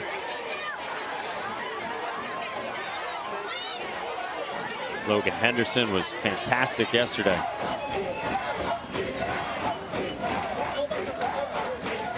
Now visit here for Mexico. No pasa nada, no pasa nada. No puedo ahorita, ¿ok? No puedo. Tranquilo, descansa, ¿ok? No salen las cosas, el otro juego va a salir bien, ¿ok? Young man who's been through a lot, Nestor Melchor, saying he didn't know if he could continue on, so Mexico makes the move. Boy, that's a young man who's been through a lot in the last month just to get here. And he can hold his head high through all of this here in Williamsport. Yeah, he should. Well said, Mike.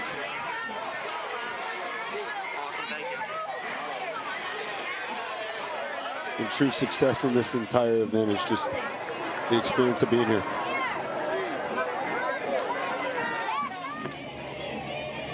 Milwaukee has arrived. Again, they played tonight at 7 Eastern over on ESPN and ESPN2. Against the Braves, we will see come here as well. We'll see Ozzie Albies, Ronald Acuna Jr. and company. We expect to have both of them up here in the booth later on today for the Curaçao, South Korea game here at the Little League World Series, which means Ozzie Albies is going to get to watch the same exact Little League that he played for back in the day. That's so incredible.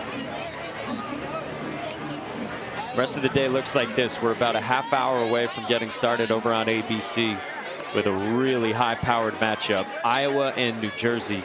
Maybe the two biggest individual players who are stars here so far. Cooper Tisson for Iowa and Mason Rincon for New Jersey. Yeah, they're two guys that they're only 12 years old, and it's so hard to project what someone's future looks like in this game. But those are two guys that when you just watch them, it only takes one pitch, one at bat to be able to see that those guys are different. Super talented players. That's going to be a great one. Emiliano Kerber takes over on the mound. This is go time for Nicaragua. Me to the order. Jose Martinez Padilla against the handsome one, El Hermoso Kerber. 2-0. Nicaragua has no hits today, but 5 walks. Mentioned they scored 6 runs on just 1 hit a couple days ago. I mean, it's pretty clear what their recipe is, that they will take until they see a strike. They have a clearly crafted plan and strategy that the coaches have hammered home with this team, and they're not going to deviate from it. Yeah, it's been so impressive that they have stuck with it this far into the game. Fouled away, 2-2. I like that right there. 2-1 count, 3-0 ball game. You know you're going to get a fastball middle. He took a chance on that pitch right there. Just missed it.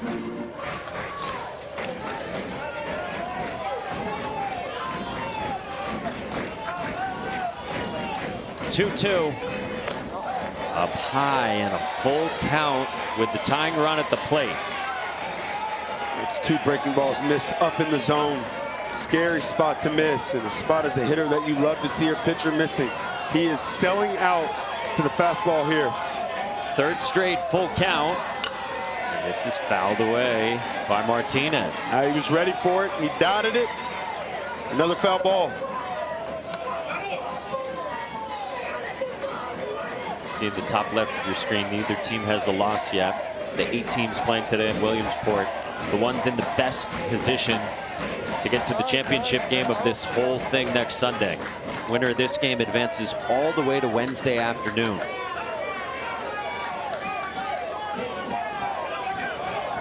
Three-two again. Martinez to shorten in the left field base hit. Clemente Sevilla to the plate. Bautista's throw cut, and Nicaragua is on the board.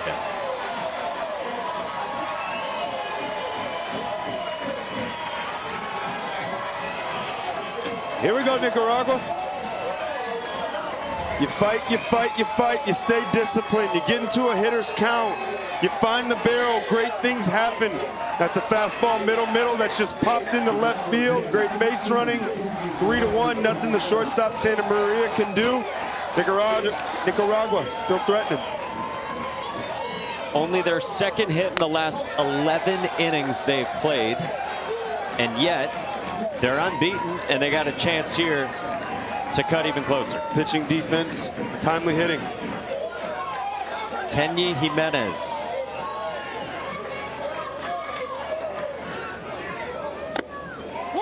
Takes the strike. Good one to hit there. Still have yet to see that breaking ball land in the zone, so as a hitter, you're just selling out to that fastball until he proves he can land it. A little hurry-up piece. High, 2-1. A quick pitch action. Like it. Change the timing of a hitter. I also think that's why he missed high. On never caught up. Some of the coaching staff says he's a really smart pitcher, Emiliano Kerber. 2-1. Jimenez on the ground at second. Jorge Fonseca to second for 1. Santa Maria for 2.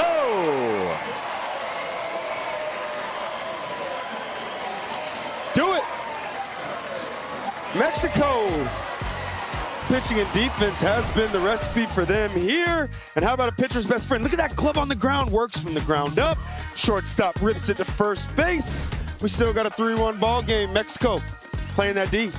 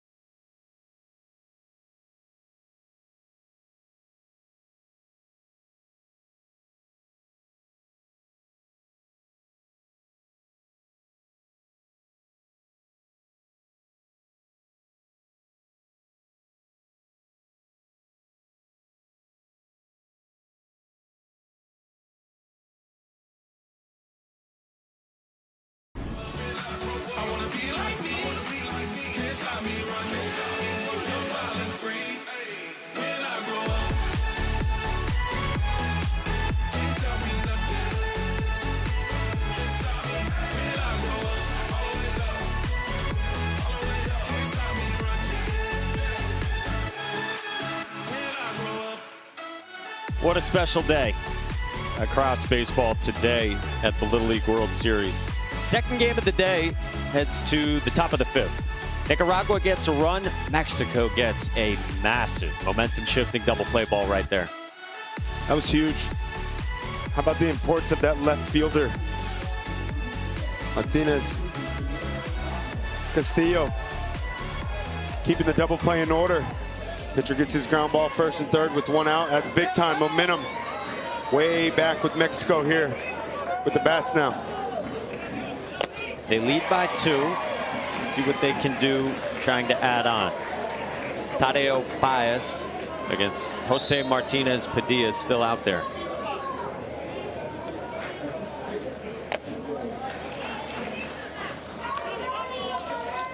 Yeah, the winner of this game moves to Wednesday. They play the winner of a game later today, Curacao and South Korea. Loser comes back and plays on Tuesday. 2-1 the count.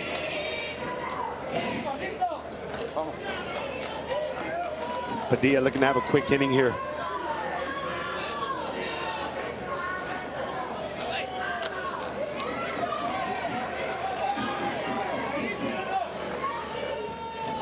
He's done a great job today. Just 1 free pass, pitch into contact. He gets a roller at short. Jonathan Oroz Chavez had the double clutch. Leadoff man on for Mexico. Just a little bobble costed him there. 60-foot bases means the margins are very, very slim. He does everything right, but trying to get it out of his glove, doesn't quite get his grip. And an infield single for Baez. This guy's been a lot of fun to watch at shortstop. He's made some big plays for his Nicaragua team through 3 games. I love the way he plays shortstop too. It's downhill, never afraid to play on the run, never afraid to throw on the run. Good little player.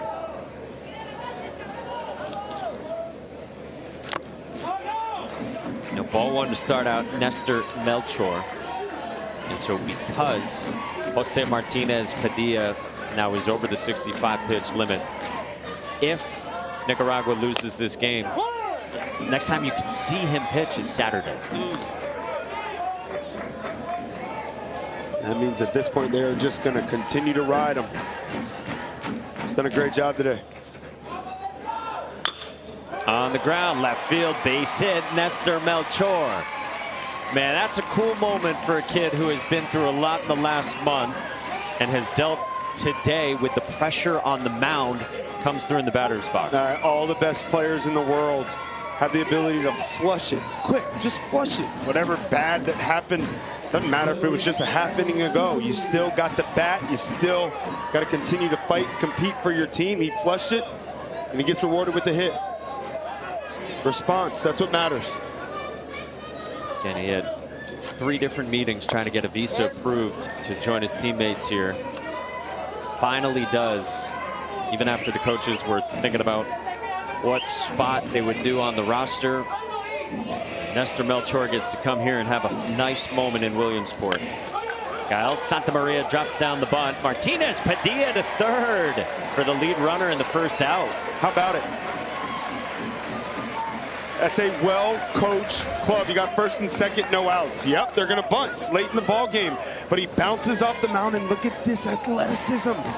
Fields it in a way in which he could spin and make a throw, and look at the shortstop. How about that response real quick? A little bit up the line, drags his foot. Well done, big out. It's always such an intense look from the shortstop, Jonathan Oroz Chavez. Yeah. Line foul to start by Esteban Bautista. Man, what a big out that was. This game could have unraveled. They finally get a run on the scoreboard in the bottom of the 4th. Looking to come out and have a fast inning. Mexico looking to add on, get that run back. Great play, fundamentally sound. You a sushi guy?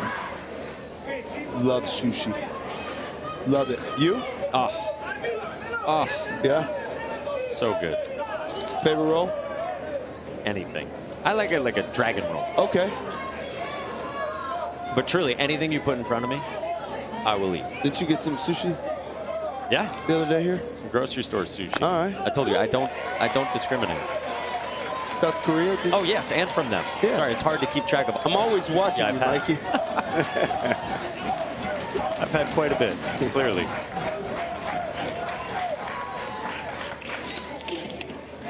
O2's cut on and miss, and a big strikeout for Jose Martinez Padilla for out number 2. Hard to find that momentum in baseball, but they get the big out on first and second. No outs with the bunt. Follows it up with 3 straight pitches, 3 straight strikes and a strikeout. Big opportunity for Nicaragua. Head back to the dugout, grab those bats, get out of this thing unscathed. And you got to look at Jackson Churio getting ready to chat with Sebastian Salazar. The bilingual Sebastian Salazar and Jackson Churio, one of the great young stars in our game. The Venezuelan, the 22-year-olds, having another good season.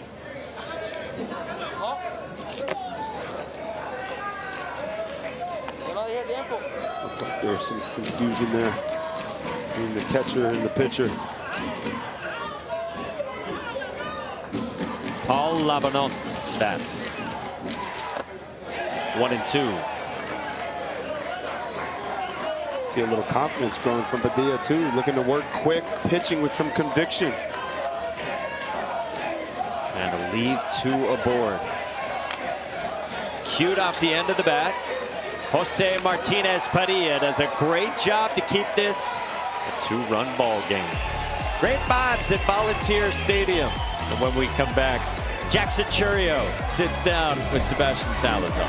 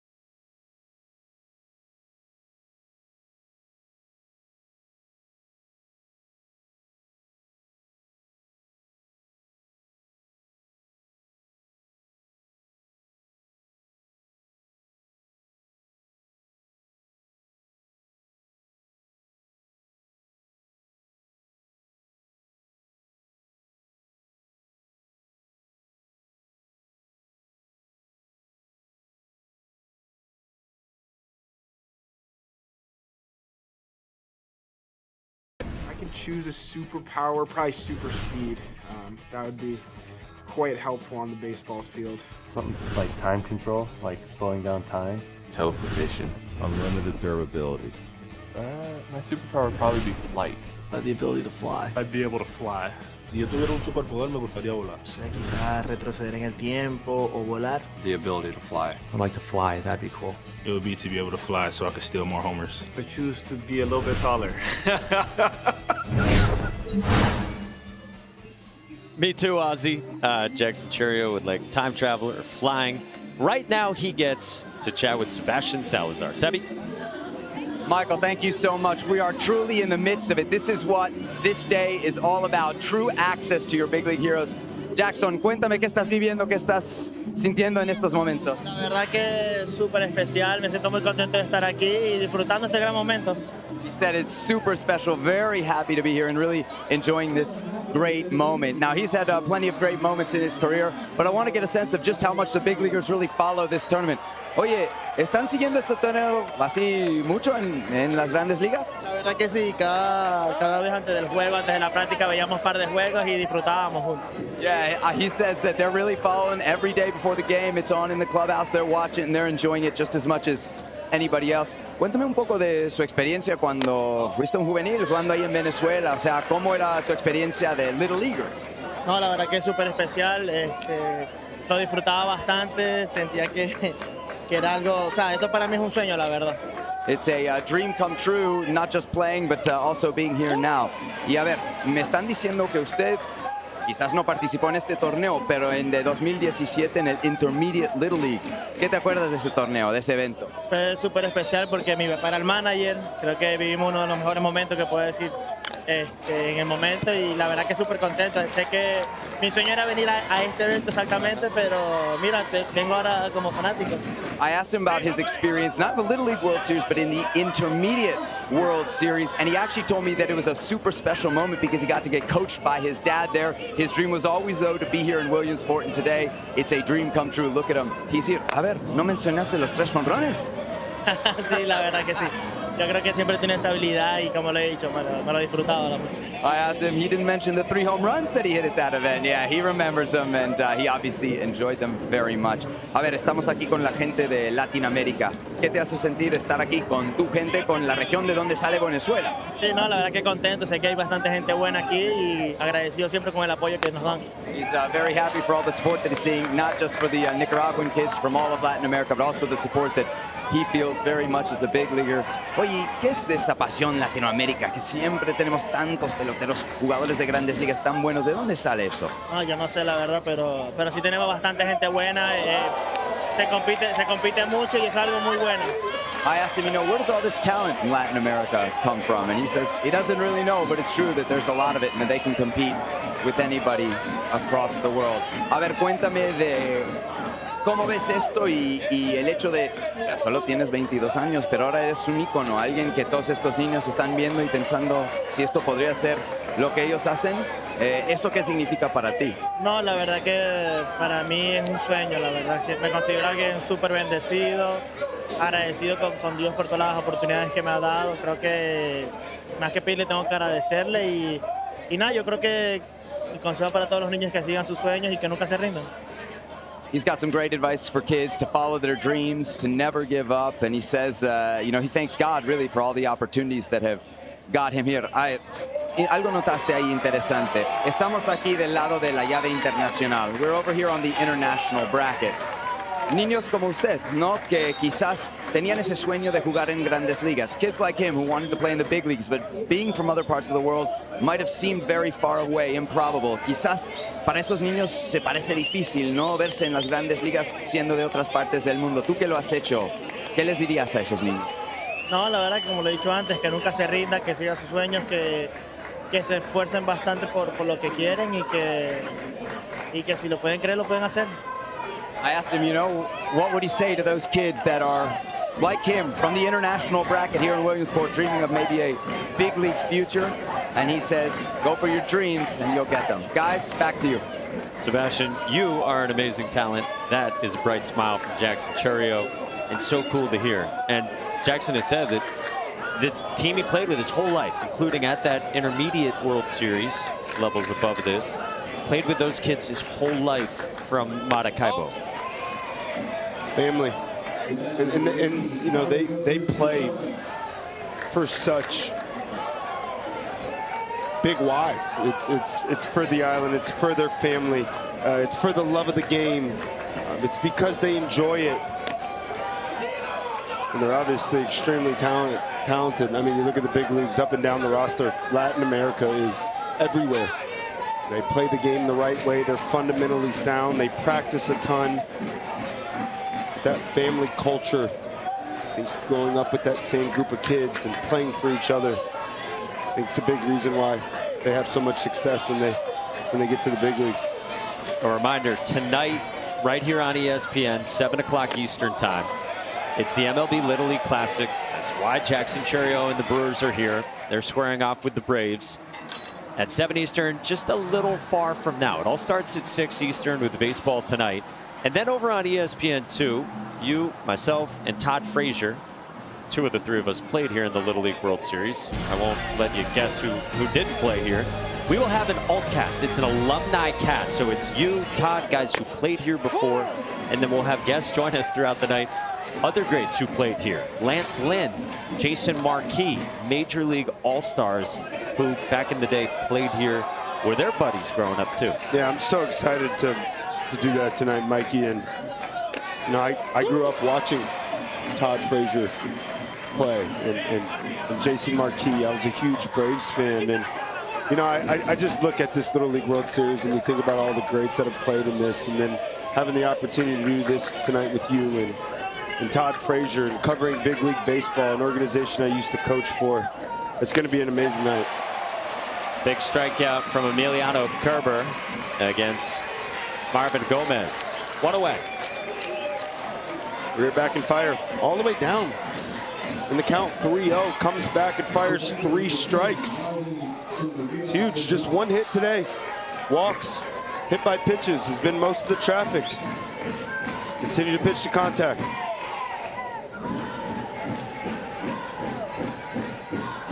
One out, one on. And now Marvin Somariba up high to start. That's back-to-back too. That 3-2 count. Fastball was a little bit out of the zone, so the miss with the fastball has been elevated. Once again, I think the key for a hitter, push them down in the zone, set your sights at a certain point, and you're unwilling to go above it.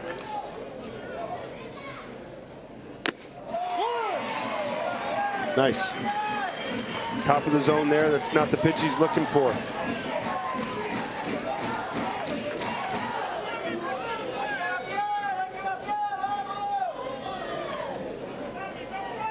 One. Ooh, Buckle's really good breaking piece. Fastball up in the zone, dotted. That breaking ball starts up and out of the zone. A little bit of a knee buckle, gets the call.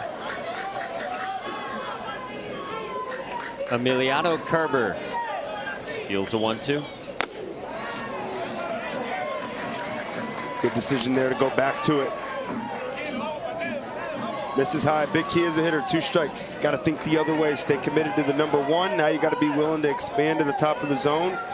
Got to think short swing the other way.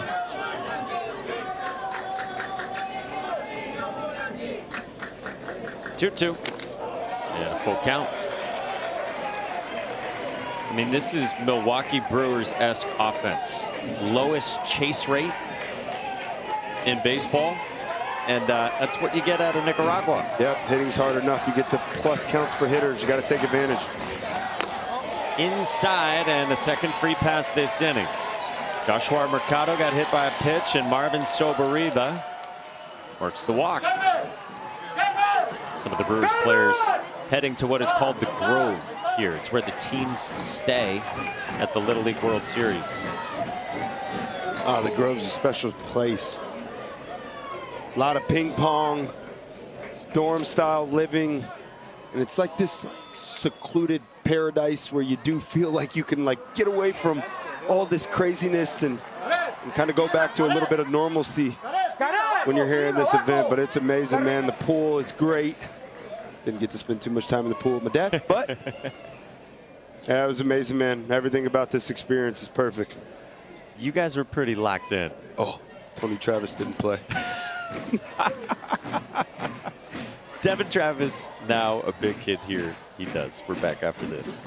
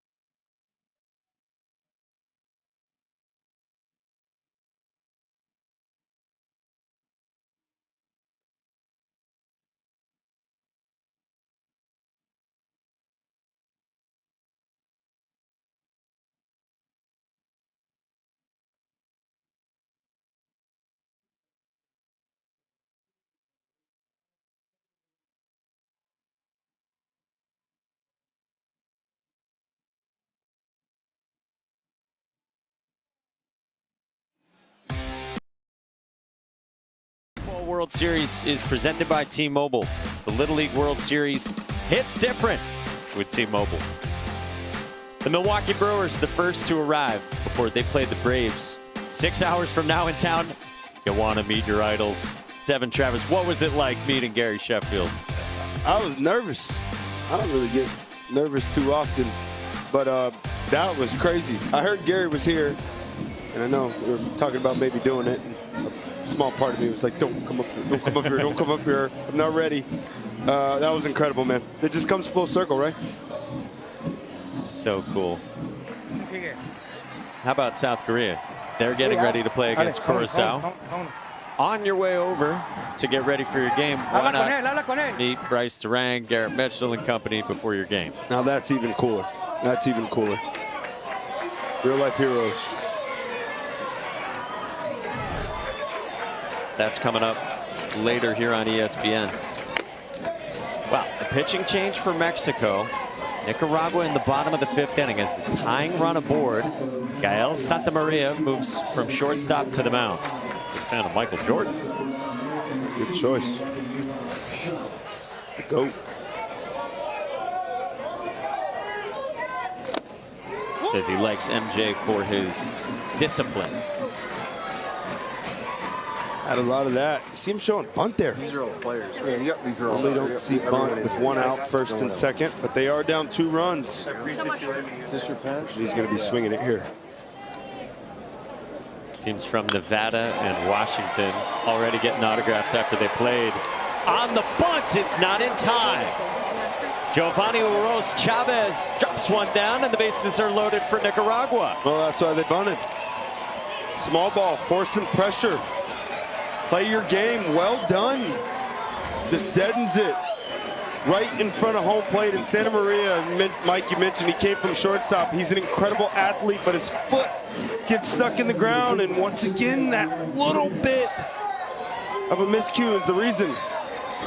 But Chavez is safe at first. Bases loaded, 1 out. Nicaragua looking for some late lightning again. And now their second baseman, Sergio Giron. He says his parents guided him to play the family sport of baseball. He's in a major spot here, trying to come through for his country. No matter what happens here, you have to find a way to score at least 1. Something in play in the middle will do it.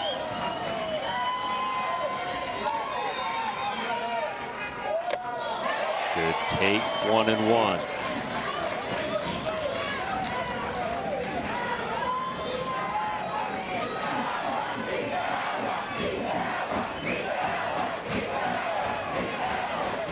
The Nicaraguan fans chant their support.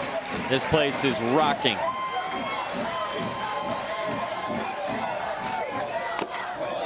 Down 2-1. More good at bats, more the same discipline, getting into good counts. Here's a hitter. You have him queued up. You see the run on that fastball, so you're pushing him up and out over the plate, and you're looking to drive something right back through the middle. And imagine, man, just a 12-year-old kid in a situation like this.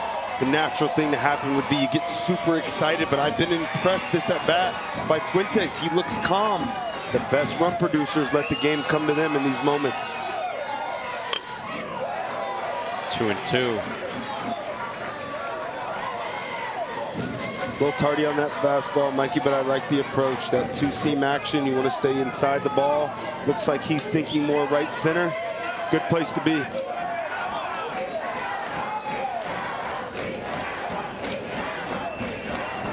Manager telling him, just make contact, find a way. Tension dripping over Volunteer Stadium. 2-2 inside, and it hits Sergio Giron. It's a 1-run ball game. Wow.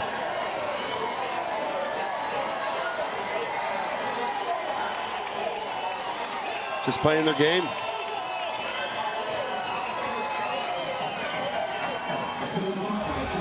A fastball, that 2-seamer, it just continues to run. And you could hear initially when it was live a little nick of the pants. And there you saw it. Pants folded. 3-2 game. Now Justin Martinez Castillo, starting left fielder for Nicaragua, one of their most demonstrative hitters, an entertaining watch in the box. They say he's short, but he's fast. He's an excellent runner. They call him the little giant at 4'9". Celebrates his birthday tomorrow. Got to find a way to put it in play here. Infield's in. Good stop by. Got it, Garcia. Big time.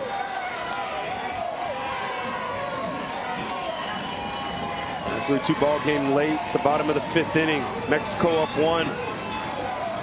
12-hole hitter. It's infield in, so the play here is at home for these infielders. Mexico's manager comes out, and the Nicaraguan fans are letting him hear it. ¿Qué? No, tú vas a hacer el jale. Tú lo vas a hacer el jale. Nomás hay que calmar las cosas, pues. ¿Sí me entiendes? Ya lo tienes ahí. ¿Qué cuenta tienes? Mira, 1 y 1. Rola contigo, vas a home, van a home, van a home. Buenos tiros, aseguramos. Hey, tú lo has hecho 1000 veces esto. ¿Estás de acuerdo? Entonces demuestra, Gay. Vamos arriba. It's okay. Bad things happen. It's okay, Pancho Fimbre says. He said, anything, we're going home with the throw. And then he said to his pitcher, you've done this 1,000 times. Show it, demonstrate it, let's go. It's a Mexico team where all the players have actually worked with a sports psychologist. They're 11 and 12. The 1-1. Martinez Castillo with a big cut. I like it. Little man taking a rip there. Now here with 2 strikes, you want to shorten up a bit. Once again, huge importance. Got to get this ball in play. Chance of Justin. The 1-2 to him. On the ground, towards short. Emiliano covered the double clutch. We're tied.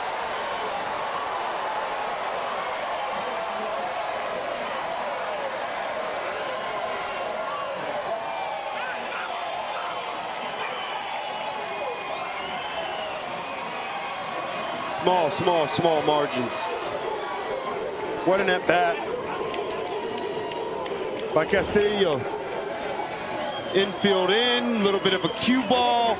And that tiny double clutch again is the difference in the play. Great base running, never looked for the ball. Foot's down on the plate in time. Right call. We got a new ball game here in the bottom of the 5th. Crazy inning.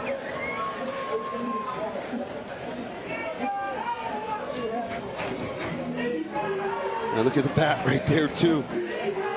The awareness, the slide around the bat. Yep, he does get it on there.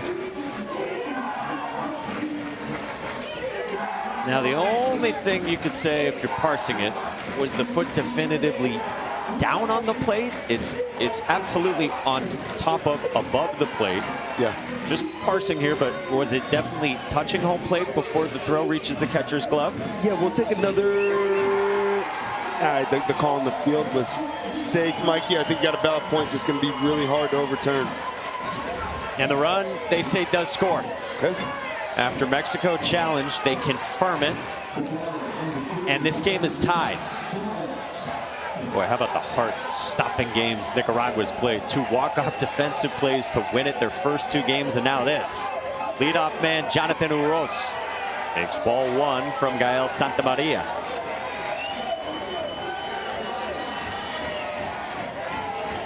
Patient hitter who walked his first time. Struck out looking last at bat on a 2-seam away.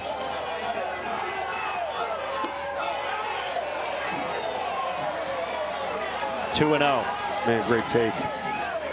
Great pitch. Even better take in the driver's seat now. You are ready to go. You got him queued up for a fastball. Middle. Bases loaded. 1 out. Nowhere to put you. Get ready to let it fly. 2-0. Down to Jonathan Uros, while his twin brother represents the go-ahead run at third base. Giovanni Uros had that bunt single. He's at third. while Jonathan Uros tries to give Nicaragua the lead.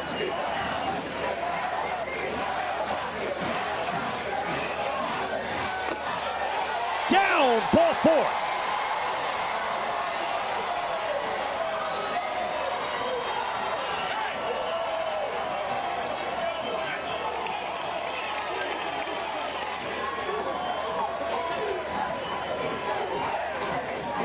Man, this group's relentless. Just sticking with the game plan throughout, forcing these Mexico pitchers into the strike zone.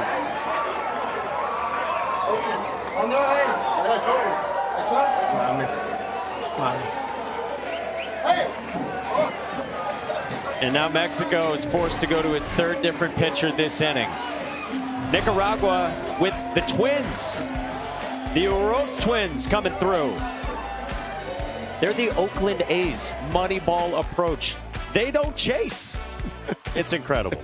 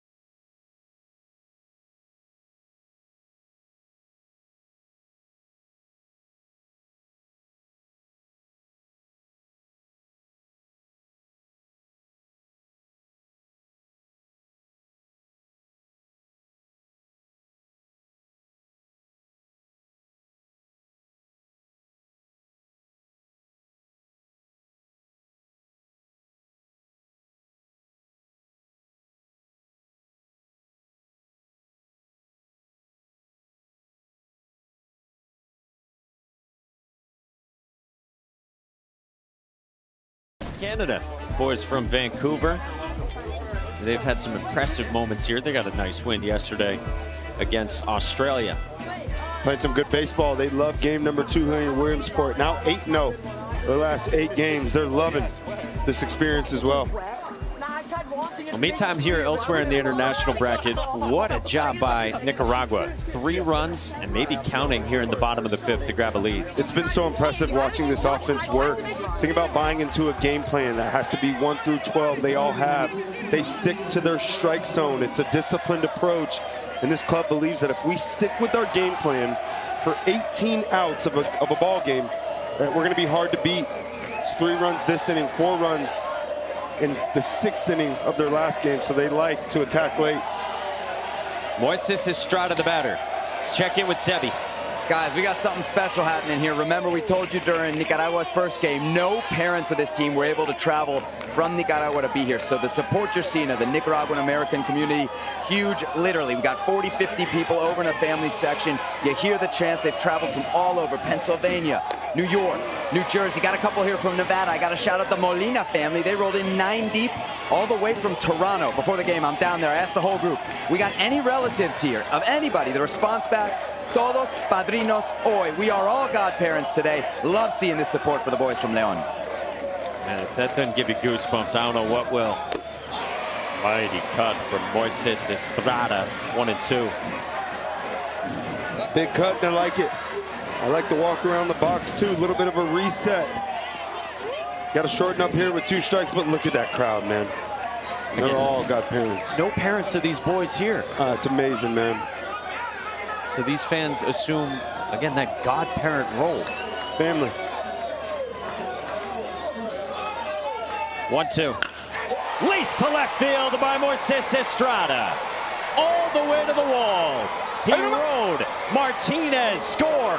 2 more for Nicaragua.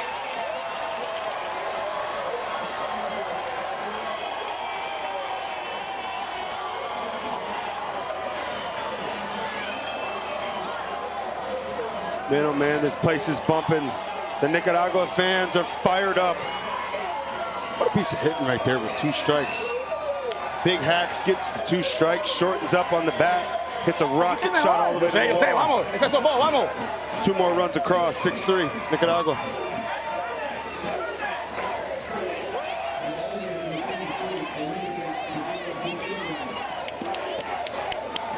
They are an inning away from being 3-0 here, and that's only their second extra base hit through 3 games.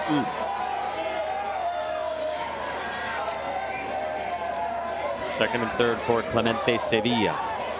So the Brewers are here watching, and when that plane touches down and the bus comes over, the Atlanta Braves will be here watching. One of the 4 best records in baseball. Mexico is going to intentionally walk Clemente Sevilla to load the bases. That is the right move right there. You put a force now at every base. Sevilla, Pachardo, most explosive, dynamic player in this lineup. Braves have arrived. Yeah, so you put them on, that's the smart thing to do. Expect the infield to come all the way in. All right, they're going to play for 2 in the middle. Risky. Kendry Arauz takes a strike. And 3 runs here, bottom of the 5th. Just 3 outs left offensively. They're going to choose to play the middle infield back. Imagine they want to make sure that runner doesn't score. I'd like to see him at least halfway in this situation. Good stop by Gareth Garcia on the breaking ball from Paul Lavenant. He's been great today. Nicaragua plays in wacky games. Today it's a 5-run bottom of the 5th for now on 2 hits. Friday it was 4 runs on no hits in the top of the 6th. What a stop. Yeah, 2 hit by pitches, a walk. Runner scored on a fielder's choice, a base hit bunt. Excuse me, it's 2 more walks actually. It's 3 walks, fielder's choice, 2 singles, and 5 runs this inning. Laced in the left center field, base hit again. Uros, Estrada both score. Another 2-run double. And it's 8-3 in this massive 5th inning for Nicaragua.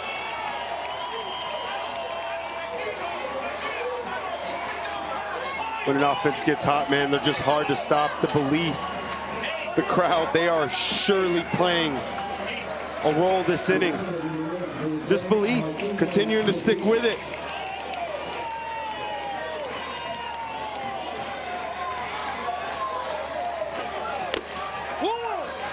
Strike 1 to start out, Jose Martinez.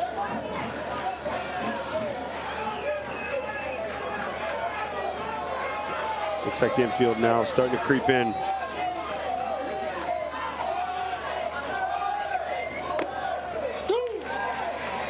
Great pitch, great pitch. Dots it on the black. Still got 3 outs left. You got to fight here. You're down 5, cannot allow any more in. Up big here, 0-2. You are going for the strikeout throughout the rest of this at bat. Something in the zone below, something above with the fastball. Just an amazing scene with these Nicaraguan fans. Incredible. Love their baseball.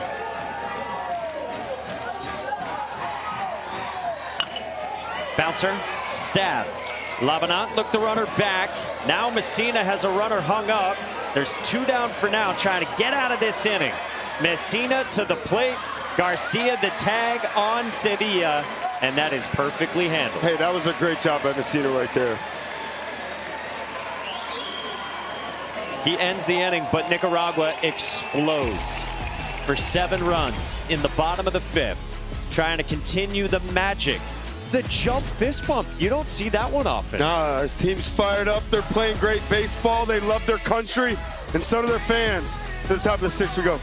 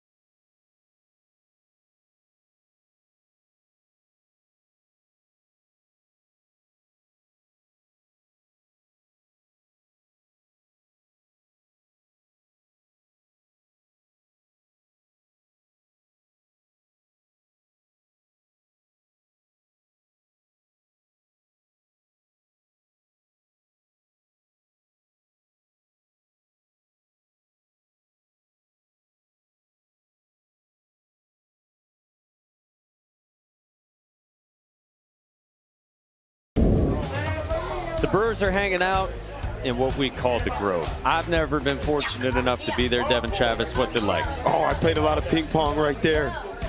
Oh yeah, what a great place. It looks the exact same. So much fun, man. Look at the big leaguers hanging out with the little leaguers. It's awesome, man. So awesome. Yeah, this place. Bouncer at third, and Marvin Somariba retires Matias Garcia. Yeah, one away. Two more to get. The biggest one is the first one. And the Atlanta Braves, we showed you a touchdown. So everything that we just went through, what, the last hour or so with the Brewers, we get to do it again with the Braves. Yes, we get to do it for the rest of the day, throughout the night. Got the Little League Classic going on. Can't wait.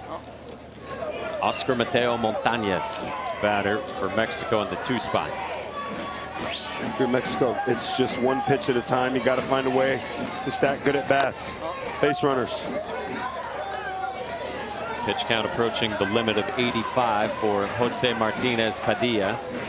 So if the at-bat doesn't end on this pitch, now this is officially his last batter. What a great job he's done. He's just stuck with it the entire time. Pitching from behind, keeping his team in the ball game. 4-pitch walk. Montañez aboard. That's how it starts. That'll be the end for Jose Martinez Padilla. Heck of a job. Man. Just 2 free passes throughout the entire day. 5 hits allowed, minimized a lot of damage throughout his outing. Kept his team in the ball game just long enough. After 5 1/3, they'll make a move. Great job by that young man right there. Hey, buen trabajo, papá. Dame la bola. Buen trabajo, eso es. Lo que planeamos lo hicimos, lo logramos, vamos. Vamos, va a primera, va a primera. Sí. Ahí está. Great work. That's it. What we said we'd do, we did. And what a job by Jose Martinez Padilla. Unbelievable. I mean, it's so special what this team's done. 2 magical wins their first 2 games. They played Wednesday. They won it 2-1. They got an outfield assist to walk it off, then a play at the plate in their second game. And then today, 7 runs in the bottom of the 5th. Devin Travis, Mike Monaco upstairs with you. If you're just joining us, if you're flipping around on your Sunday, this is one of the most special days on the baseball calendar. We're right in the heart of the end of the season in Major League Baseball. You got 2 of the best 4 teams in baseball, Braves and Brewers. They played the first 2 games of their series in Milwaukee. Now they come here to the Little League World Series. You get Major League players watching Little League players, and then tonight, across town, it's going to be these Little Leaguers filling a small, intimate ballpark to watch some of the best players in this sport go at it. And this is normally the time of the year where the stress starts to build, the playoff shapes start to really form, and this opportunity to just come here and have some fun. You know, you can get stuck in the midst of a big league season, 162 games. It's day in and day out. How am I going to find a way to just enjoy it? And you get to come here and look at the kids. I think that these big leaguers see themselves too in the bodies of these kids out on the field, and I think it's just a great reminder for each and every big leaguer that the game of baseball, it never really changes from the time you're a kid until you get to the big leagues. You gotta have fun. That's the most important thing. Yeah, that was cool asking Gary Sheffield what his advice is. And he says, make sure you enjoy it no matter what. Yeah, and it's hard to enjoy it sometimes, man. And it's the hardest game in the world. You hit 300, that's 30% success rate, which means you fail a lot more than you succeed.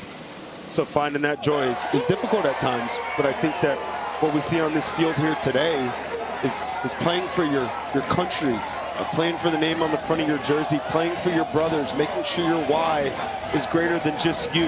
It's about the team and your people that helped you get here.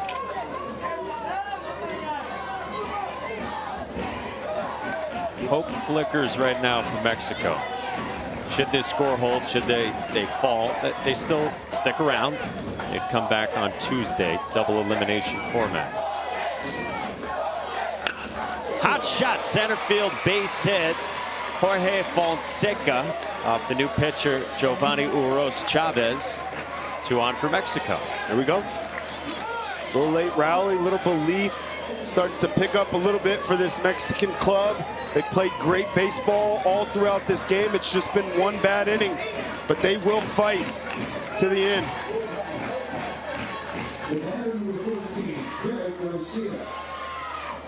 We will get yet another mound visit.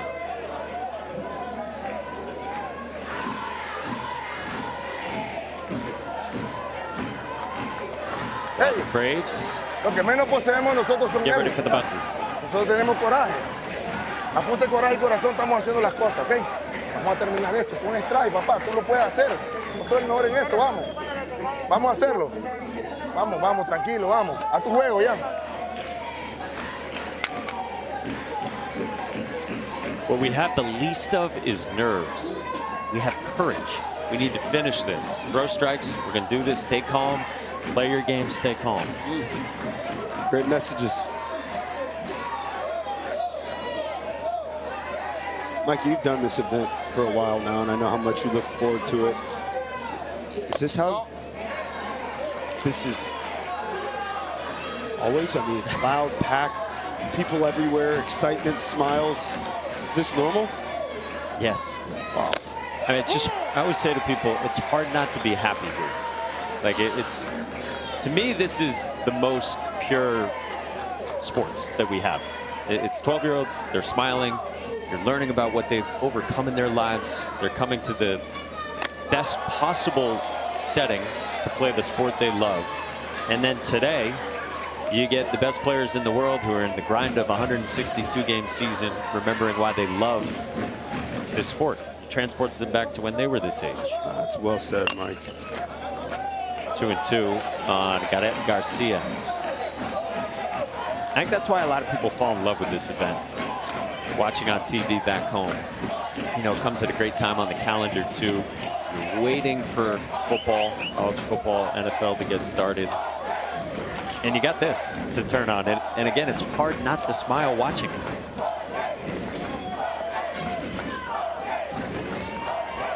We haven't stopped smiling. Yeah. 2-2. Twist outside, full count. Now this gets interesting. You load the bases here. You get the tying run to the on-deck circle. Their goal here now is to find a way to get the tying run to home plate. Hit hard in the left field. Montañez scores. It's 8-4. And the tying run indeed is on deck for Mexico. And 1 out only in the top of the 6th. Hey, hey, hey, hey, Mexico. Great swings, quality at bat, staying in the strike zone, getting into hitting leverage counts, and taking advantage.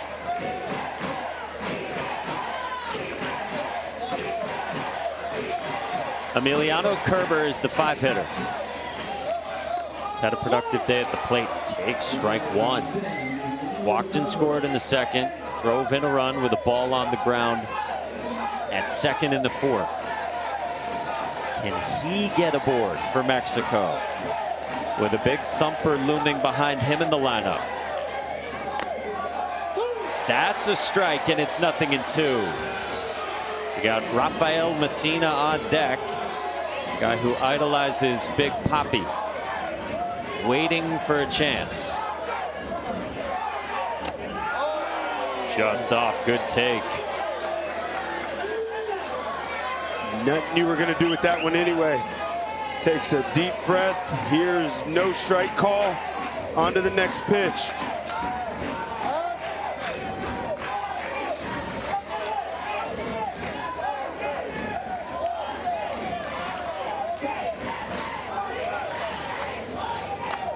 Two and two with Messina waiting. Nicaragua, they played 2 games. Mexico only 1. So thinking about pitching here, 3 of their bigger arms are unavailable today. With Ronald Acuna Jr. and the Braves arriving. A full count. Phoenix City, Alabama there to greet Ronald Acuna Jr. and the Braves. That Alabama team just 90 miles away from Atlanta. 3-2 pitch. Herbert pops it foul. Great battle. What drama. Man. Get the first out quickly. Knock Padilla out of the game. Nicaragua still has not retired. One Mexican hitter. Cut and a miss. 2 down, and Giovanni Uros Chavez pounds the chest. We're back in fire, young man.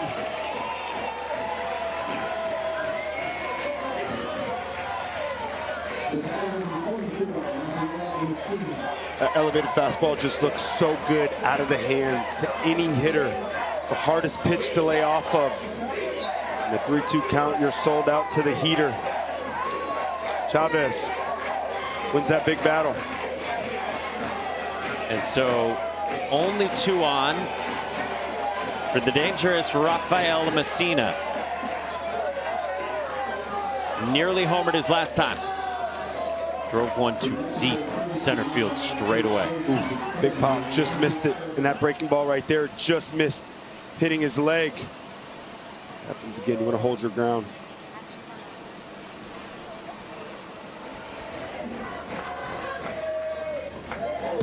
To the backstop, and now 2 in scoring position.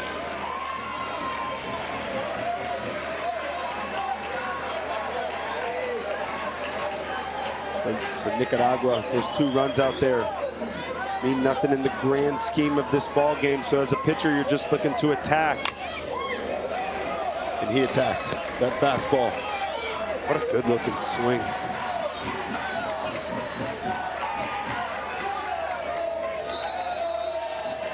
As a pitcher here, you're throwing it middle. Let him hit it as far as he can. Whatever you do, you cannot allow a free base runner. You're up 4.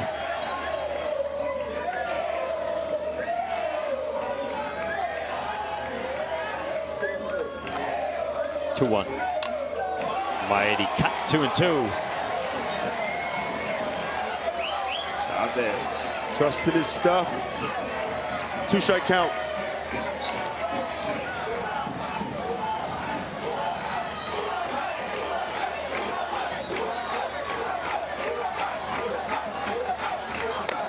Good take by Messina.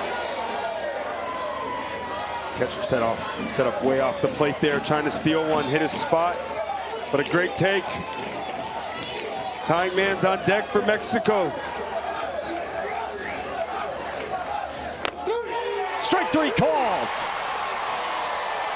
Nicaragua wins again in comeback fashion.